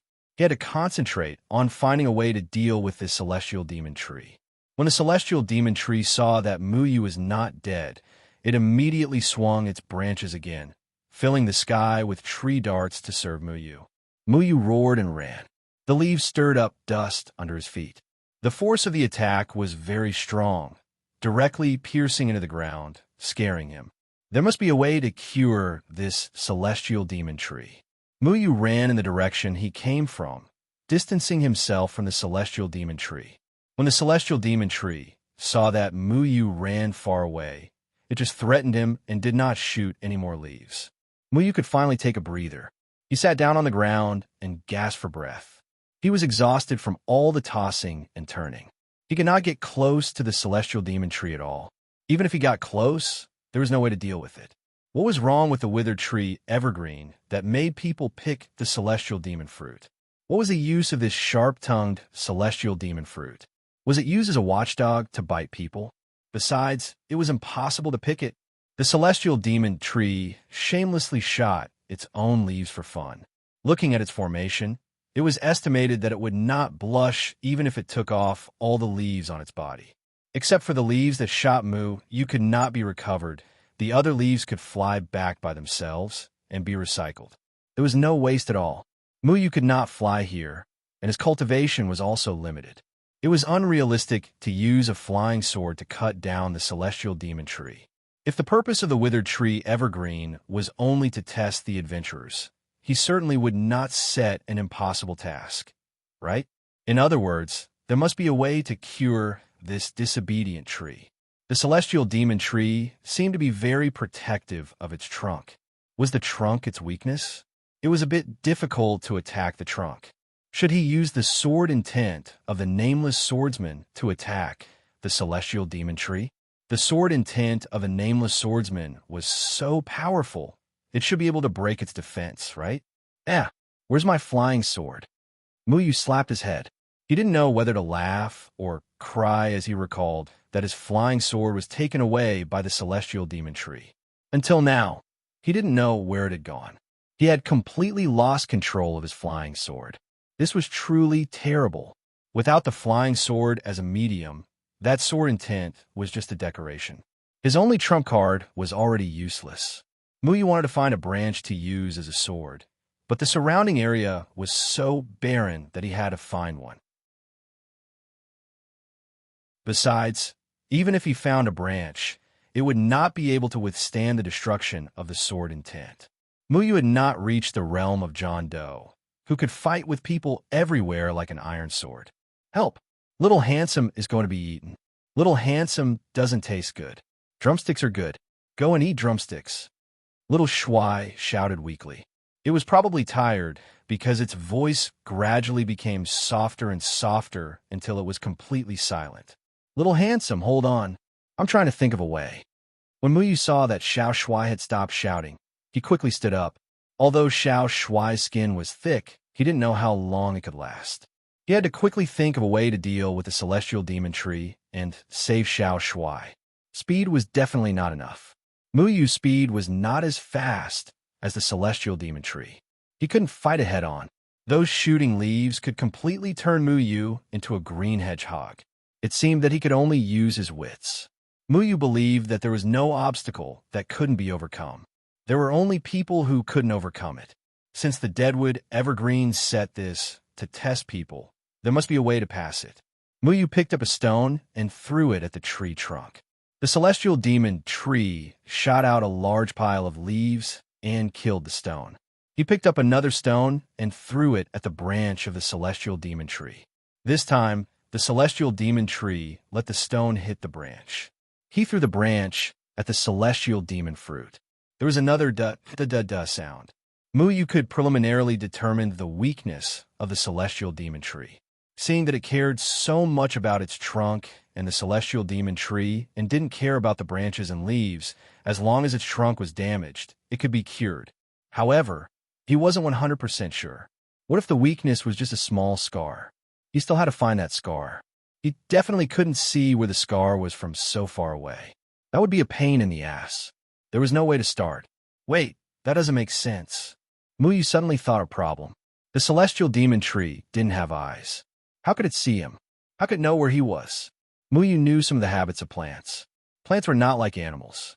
They didn't have eyes and could directly respond to the outside world. Their instincts would only respond when their bodies were in danger.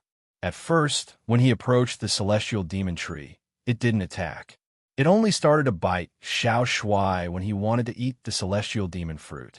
Xiao Shui's action probably activated its defensive measures. And when he was about to save Xiao Shui, he attacked the celestial demon tree's trunk. The celestial demon fruit then started to attack him. Then how did it know where he was?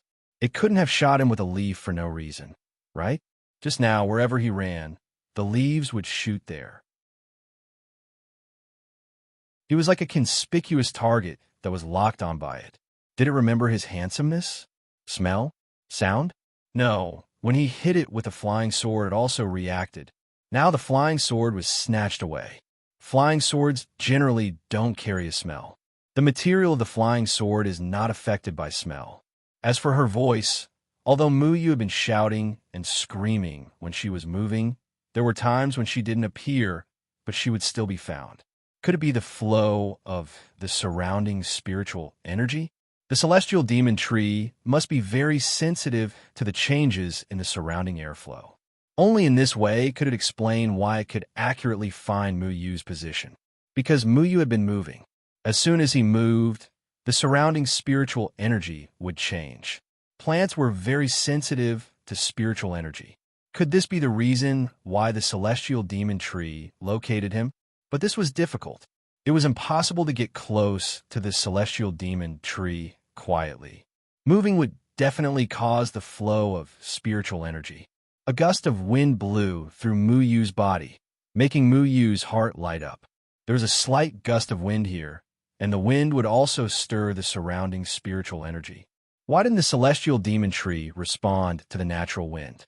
Unless it was accustomed to the flow of spiritual energy caused by the natural wind, then could it be accustomed to the flow of spiritual energy caused by Muyu's movement? When Muyu first approached, he did not let the celestial demon tree launch an attack.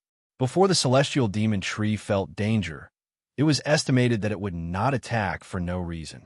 In the subsequent entanglement with the celestial demon tree, it should have remembered the flow of spiritual energy caused by Muyu's movement, so it used it to determine the human target of Muyu. If Muyu wanted to get close to the celestial demon tree without being attacked, he must make the celestial demon tree mistakenly think that Muyu was a newcomer. He carefully approached the celestial demon tree. After being shot several times, he finally determined the minimum distance for the celestial demon tree to react. Then he began to move back and forth in that range. While moving, his whole body trembled as if he had epilepsy, try to disrupt the flow of spiritual energy generated by his movement. After a while, Muyu moved a little inside half a step. The branches of the celestial demon tree shook a bit, but there were no tree darts shot. It was effective. Muyu was happy. He had just been shot several times in this place. He now had several wounds all over his body. Fortunately, he stopped the bleeding. However, he did not dare to be careless. In case there was a change, he had to run away immediately. He swayed for about a quarter of an hour and then moved forward again. This time, the celestial demon fruit shook a few times, and there was no other movement. It was estimated that it was now very confused whether this approaching person was dangerous to it. After all, a plant was a plant. Even if it could move, it did not have a brain and could not think, only instinct. Muyu's movement did not give a sense of danger, so it did not launch an attack. In this way, Muyu moved back and forth like a lunatic every time he took a step, making a posture to paralyze the celestial demon tree. He could not make the first few movements. Otherwise, the celestial demon tree may attack him again. After a few hours, Muyu was tired to the point that he was about to become a dog. Finally, he approached the damn celestial demon tree. This time, he learned to be smart. He did not touch the celestial demon fruit, nor did he want to hurt the trunk of the celestial demon tree. He gained the initial trust of the celestial demon tree. It was estimated that many people were like him at the beginning, able to get close to the tree when they first came. As soon as he saw the celestial demon fruit, he began to feel excited. His eyes lit up, and he could not help but directly pick it. The result was that he was eaten by the celestial demon fruit and became nutrients for the celestial demon tree. His whole body trembled as he looked up to see where Little Handsome was, but he was immediately dumbfounded. There were hundreds and thousands of white heavenly demon fruits here. He didn't know which heavenly demon fruit had swallowed Little Handsome. He hoped that Little Handsome hadn't been digested. Muyu began to walk around the branches of the celestial demon tree. The celestial demon tree was so concerned about its trunk, so there must be something mysterious. Could it be the door? Muyu pushed the door, but did not open. The door was made of wood, so he did not dare to try to enter. He did not want to be treated as a dangerous item by the celestial demon tree. Muyu carefully looked at the trunk of the celestial demon tree and did not find anything wrong with it. Besides being thick, it was no different from an ordinary tree, and there were no obvious scars. Am I wrong? Muyu murmured. Wouldn't the most direct method be to directly stab the trunk with a sword? Muyu didn't have a flying sword in his hand, and there was nothing in his heaven and earth sleeve that could hurt the tree trunk. He reminded himself again that he must buy everything he needed next time, including all kinds of daggers and herbs. He couldn't just buy food for Xiao Shuai. Try using your fist. Muyu stopped and took 2 steps back. But before he could reach out his hand, a tree branch suddenly grabbed him by the waist. Muyu cursed. When he had retreated, he had used his initial posture. He had been marked by the celestial demon tree. It was over. Muyu kept struggling. He did not expect that he would fail at the most critical moment. He had been smart all his life. This was a joke. Muyu looked around, and he was shocked to find that the celestial demon fruits had gathered around. Every one of them opened their mouths, revealing sharp teeth. The teeth reflected white light under the sun, and they looked like tigers eyeing their prey. A celestial demon fruit took the lead and bit Muyu's butt. What the F***ck you are? Do you dare to bite somewhere else?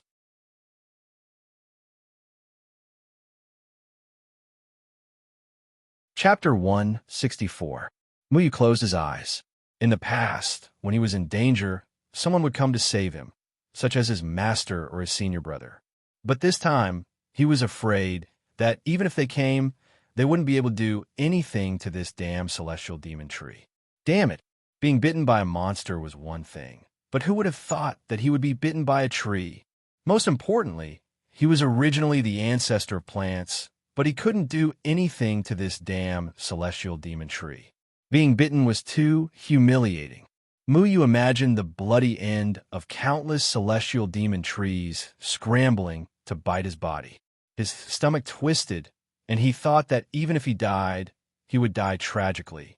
So he began to sing, "The wind is bleak, the water is cold, the warrior will never return."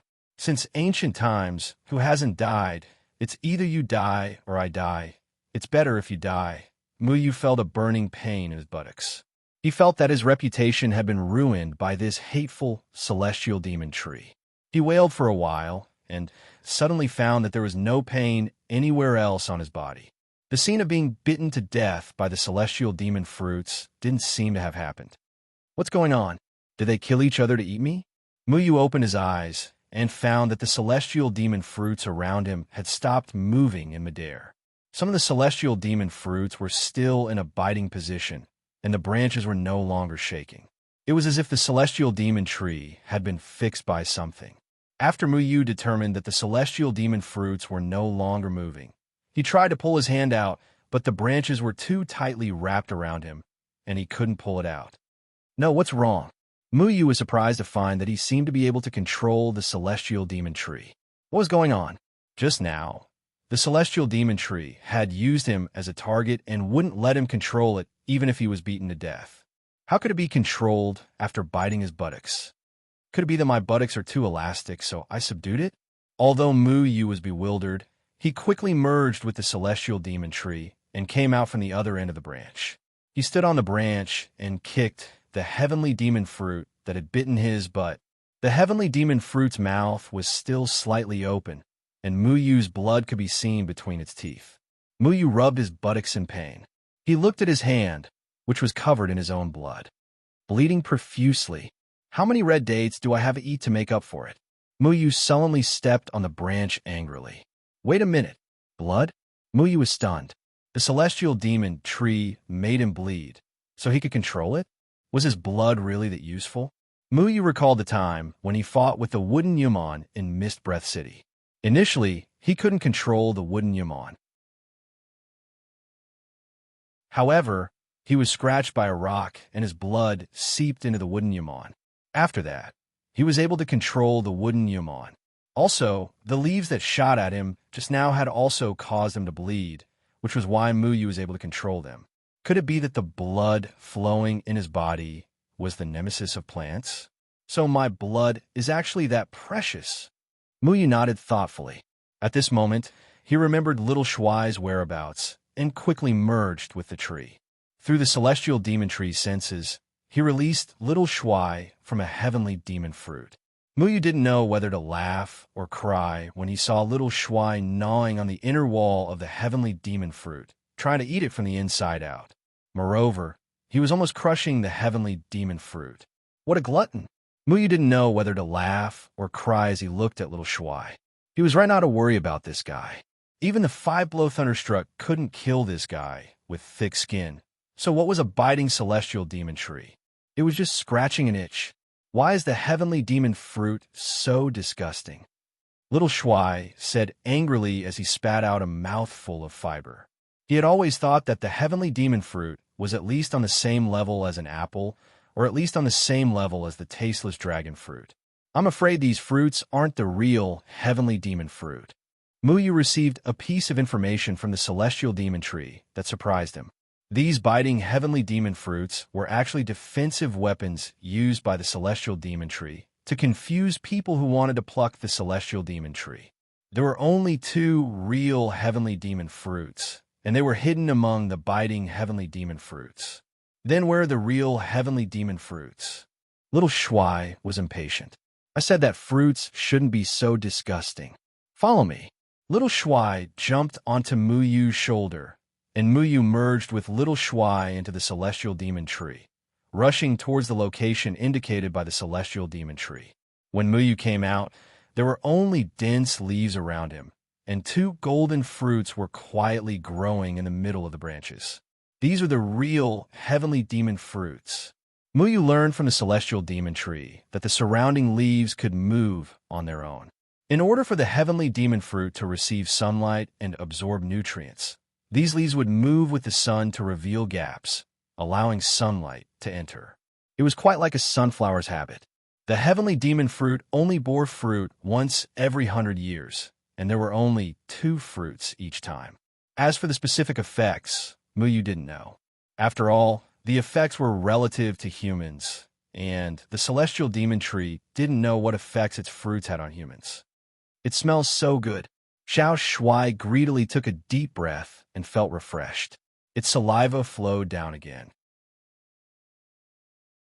If I eat it this time, will it bite me? Aren't you afraid of being poisoned? Muyu chuckled, then remembered that little Shuai was immune to poison. Since he had been hungry for a few days, he might as well find something to fill his stomach first. Besides, his skin wasn't much thinner than little Shuai's, so he wasn't afraid of being poisoned. One each. I want this one. Oh no, that one. That one is bigger. Little Shuai happily jumped onto the watermelon-sized heavenly demon fruit and bit into it without plucking it. Wow. Little Shuai closed its eyes in satisfaction, its mouth wriggling as it reveled in the taste of the heavenly demon fruit. Muyu also plucked the heavenly demon fruit, but it was too big for him to eat. He wasn't a foodie like little Shuai, who was born with a face that liked to eat. He immediately had the celestial demon tree return his flying sword, then used the shadow clone sword as a fruit knife to cut the heavenly demon fruit into slices and ate it with relish. Muyu was probably the only one who could use the shadow clone sword, one of the celestial swords that shocked the 3 continents, as a fruit knife. The 2 foodies swept up the heavenly demon fruit into their stomachs. They had been starving for the past few days, and the heavenly demon fruit had undoubtedly helped them recover a bit of their vitality. The heavenly demon fruit melted as soon as it entered their mouths, turning into a sweet juice that flowed down their throats. Then, a warm current spread throughout their body, flowing through their meridians. Muyu was surprised to find that the wounds on his body began to heal at an astonishing speed, and even the flow of spiritual energy in his body became smoother. After eating, Muyu immediately felt that he was full of energy and had the strength of 9 oxen and 2 tigers. Even if he fought 300 rounds with the celestial demon tree, it wouldn't be a problem. This trip wasn't in vain. Little Shuai wiped its mouth, then stuck its claws into its mouth and sucked, not leaving a single residue. Its gluttonous nature was undoubtedly exposed. Right, where's that guy called Deadwood Evergreen? Why don't I see him? We've already plucked the heavenly demon fruit, so shouldn't he be here to fulfill our wishes? Muyu burped. Who cares? Anyway, now that we've finished eating the heavenly demon fruit, shouldn't we think of a way to get out? Little Shuai lay on Muyu's shoulder contentedly and rubbed its round belly. However, its belly still didn't swell. One had to know that the heavenly demon fruit was bigger than little Shuai, but it couldn't fill its belly at all. Don't worry, there's still a place we haven't gone yet. Muyu smirked. That Deadwood Evergreen had made him so miserable, and he had already said that he wanted to leave a deep impression on him. Besides, since they were already here, wouldn't it be too polite to go back empty-handed? We're still going. Little Shuai also burped. Muyu brought little Shuai into the heavenly demon tree and arrived at the trunk. Muyu's guess was right. The inside of the trunk was hollow, just like a house. There was a simple bed in the room with neatly folded blankets. Next to the bed were chairs and tables, as well as some other daily necessities such as pots and pans. A huge luminous pearl was inlaid on the ceiling, providing light to the treehouse. There were actually people living in the tree. This Deadwood Evergreen was also an amazing person. What are all these bottles and jars for? Little Shuai saw that there were many bottles of different colors on the table. It casually opened a bottle, and a purple smoke came out. The pungent smell almost made it faint. This is poison. Muyu quickly closed the bottle, and the unpleasant smell gradually dissipated. Deadwood Evergreen seemed to be a poison expert. Whether it was the green poisonous fog or the white poisonous miasma, it was enough to show that Deadwood Evergreen was an expert in poison. Muyu saw some formation sand on the side of the cabinet. These are the things that were used to replace spiritual power. There's also a bookshelf filled with colorful books. The first book that Muyu saw was called Poison Scripture. He flipped through the other books and found that there was also Xian Formation. The author was still Deadwood Evergreen. Muyu casually flipped through a few pages. Xian Formation actually talked about formation knowledge. This was a treasure. He was worried that he didn't know enough about formations. Muyu didn't say anything and directly stuffed it into his heaven and earth sleeve. He didn't let go of any books on the bookshelf and took them all away. He looked at the bottles and jars. There were some labels on them. Something like instant dissolve, 2 hours extinguish, 7 days disperse, 8 breaths collapse. These didn't say what they were for, but he could roughly guess from the names. It seemed to be quite scary. He flipped open the poison scripture and found that he could find the corresponding effects. For example, instant dissolve was a poison extracted from the teeth of a flying serpent. It had a terrifying instant poison. If one's fingers were contaminated, it would instantly corrode until only white bones were left. People who were poisoned by the 7 days disperse would feel exhausted once they used spiritual power. Within 7 days, all of their spiritual power would disappear. If they didn't get the antidote, it was very likely that they would become a cultivator who couldn't use spiritual power. These poisons are really scary, but they are really good stuff. Muyu carefully put all of them into his heaven and earth sleeve, including the formation sand for setting up formations and pots and pans. They looked like they were inlaid with gold. Although he might not necessarily use them, it was good to sell them if he didn't use them. You've trapped me for so long. I have to collect some interest. Muyu almost emptied the treehouse. Before he left, he looked at the quilt on the bed. It was quite cold to sleep in the open every day. Forget it, I'll take it with me. In the end, after he had stuffed all the things in the room into his heaven and earth sleeve, he looked at the night luminescent pearl. It should be able to sell for a lot of money. He might not have to worry about money for the rest of his life. Then, the night luminescent pearl was dug out and taken away. The treehouse fell into darkness. Muyu vented his anger by looting everything. Even if Deadwood Evergreen came back and found that the things were stolen, it was useless. He already knew how to get out. As long as he ran far away, how could Deadwood Evergreen catch him? Muyu took little Shuai and climbed to the top of the celestial demon tree. The top of the celestial demon tree was connected to the 2 mountains next to the valley. These 2 mountains would be obstructed from entering from the outside, but there was no obstruction from leaving from the inside. This was because, other than Deadwood Evergreen, no one could fly in the valley. To climb up the celestial demon tree, other than a weirdo like Muyu, no one else could do it.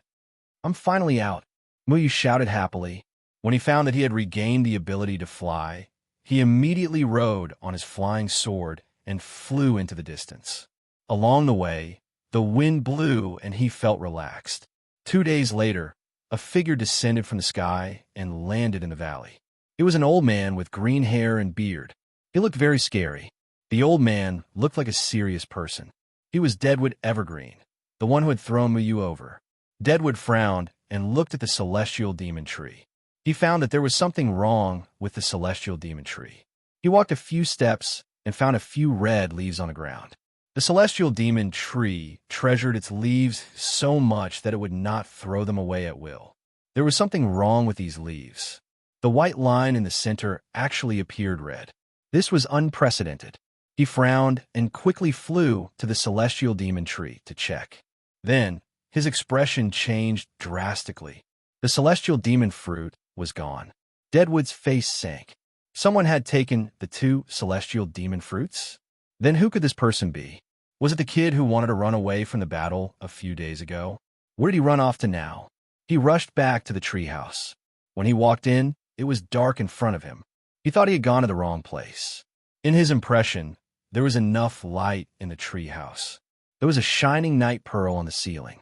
Deadwood waved his hand, and the flying sword lit up with a green light, illuminating the entire treehouse. The moment he saw it, he almost spat out a mouthful of blood. His green beard and hair immediately stood up, and his beard scattered in all directions, as if it had been struck by lightning. Everything that could be taken away was gone. Books, pill scriptures, and all kinds of poisons that he had refined. It was empty except for the bed and the bookshelf. It was fine that the night pearl was gone, but even the quilt was taken away. This robbery was too much. He was so ruthless. Deadwood's veins bulged. An expert like him was robbed by a kid from the Jindan period. If this spread out, it would be a big joke. He always thought that Muyu had no way to get the celestial demon fruit before he came back. That was why he left the valley to deal with other things. In fact, not to mention Muyu, even other nascent soul stage cultivators might not be able to find the real celestial demon fruit. How did this kid find it? Deadwood flew to the cliff and took the mirror beast demon's spirit from the cliff. The Mirror Beast demon spirit was a very magical thing. It could record everything that happened around the demon spirit. As long as spiritual power was injected, the scene it saw would be played back on the demon spirit. Everything that happened to Mu Yu was clearly recorded, including how he approached the celestial demon tree that had entered a state of self-protection, as well as Mu Yu's ability to merge with the celestial demon tree. Mu Yu never thought that his ability to control trees would be exposed in front of Deadwood. You're tuning in to the Warrior Lore YouTube channel. Don't forget to subscribe and join us on this journey to catch the most captivating stories.